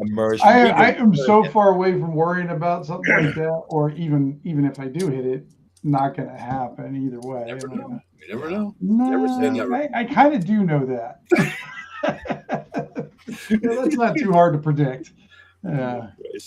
If you guys hit all their links for the YouTube channels, you see all the other stuff they're doing, the videos, the Patreons, the blogs, the everything, whatever it's got going on. And Paul's got a lot of zines going. Tim's got some zines. They ever fucking reprints them. God damn it. Put out the fucking manners again, man. I know. Never happening. Yak. But listen, guys, thank you very much for joining. It's been 2 hours of fun. 5 to celebrating with me here. Thank you, everybody in the audience. Congratulations again, Joe. That's fantastic. Thank you, guys. And you have now been named to the Cavemen. So thank you to all the cavemen out there for the Analog Man Cave. Joe Lawler's Analog Man Cave. We now have cavemen in the audience. So I appreciate that. And men, because I'm 99.9999% male viewers. And the other one, I think, is just him fucking with me. So other than that, thank you to the cavemen. And thank all you guys for joining here.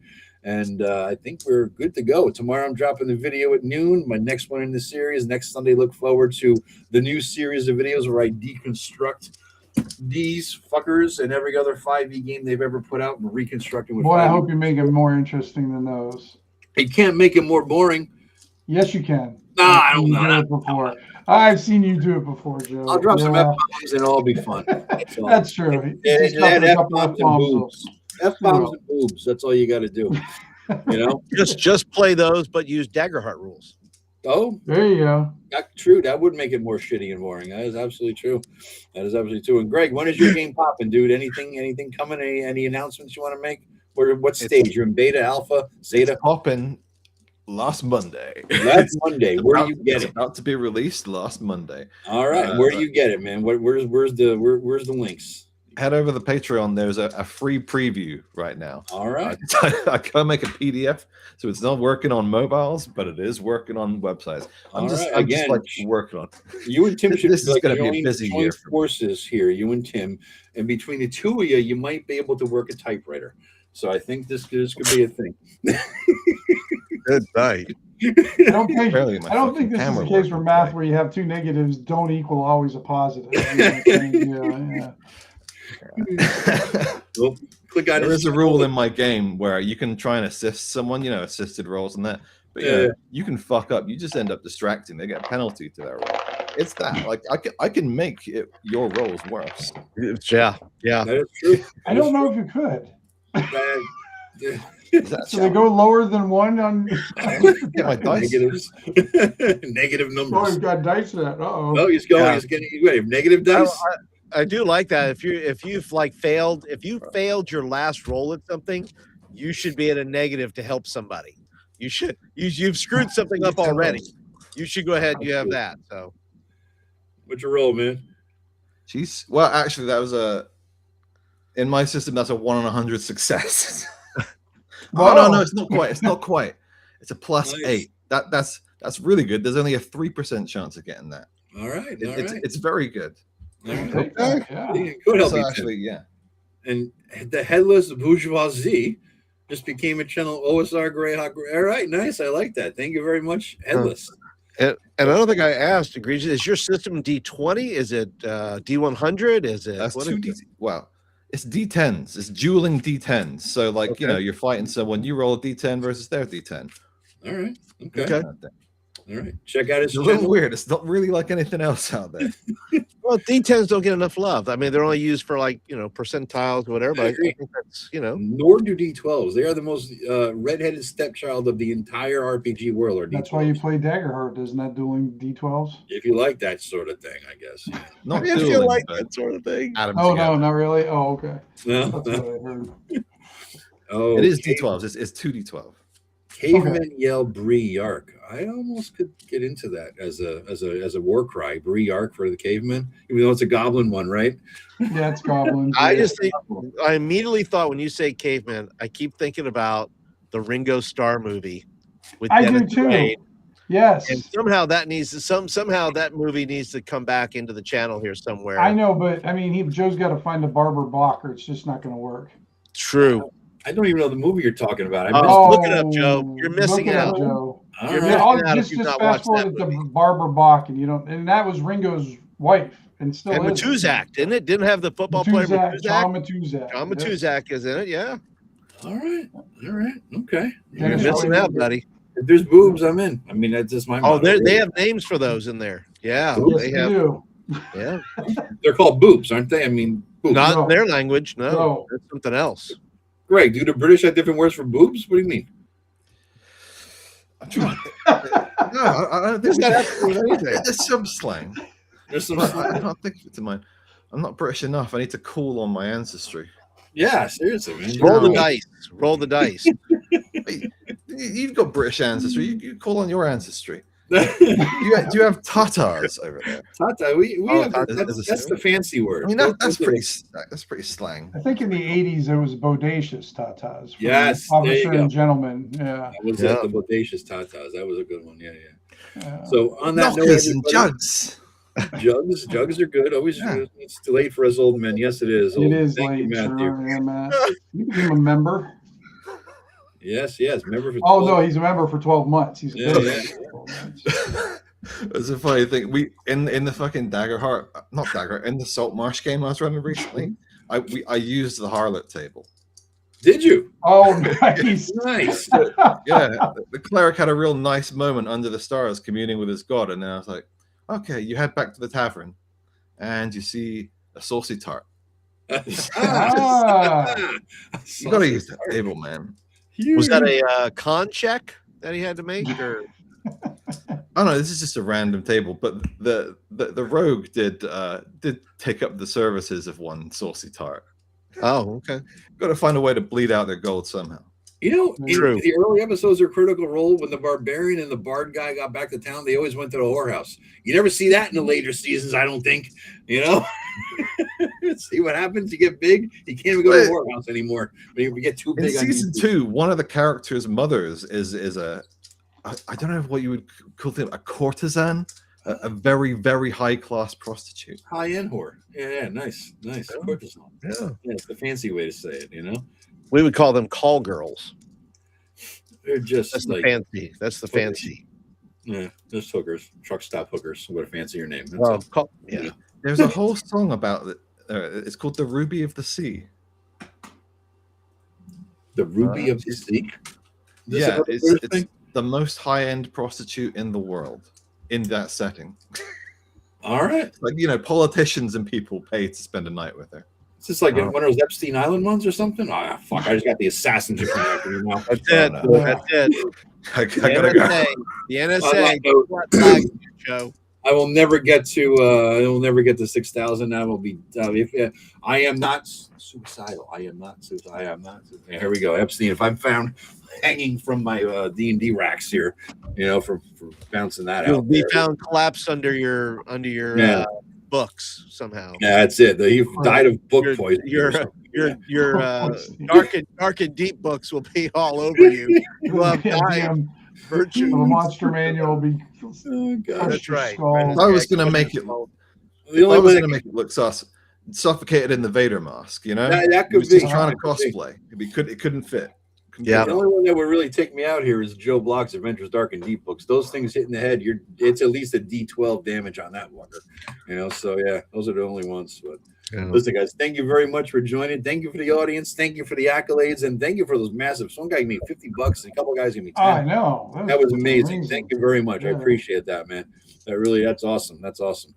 It's going to go to Art because God knows I need it based on all these conversations. I can't use AI. And you got my $5, so I'm just going to keep giving that. Have your You started $5 with my $5. right here, Paul, because The somebody gift that keeps on giving, but every time you show it, that's my donation right there. It's a fantastic gift. Greg, somebody tried to tip Paul, but he tipped it in my channel. So I kept it, and I framed it, and I taunt him with it every single time. So yes, so that is Paul's $5 super chat. Right. Me. Only a friend could be such a bastard. Right there, baby. Absolutely. Vader's keeping watch over it. So yeah. I think I gave you the idea to do that, didn't I? He did. Of course you did. It was even idea. Brad, do not alter the deal further. Yes. Oh God. Thanks everybody. Take care. We'll see you. Tomorrow's my videos dropping, and next Sunday another video's dropping. We got another one with all these guys are playing videos all fucking week. Check out all their channels. We got videos. We got shit galore here going on. And 5 Ds of bars. Keep that always in mind. All right. Thank you.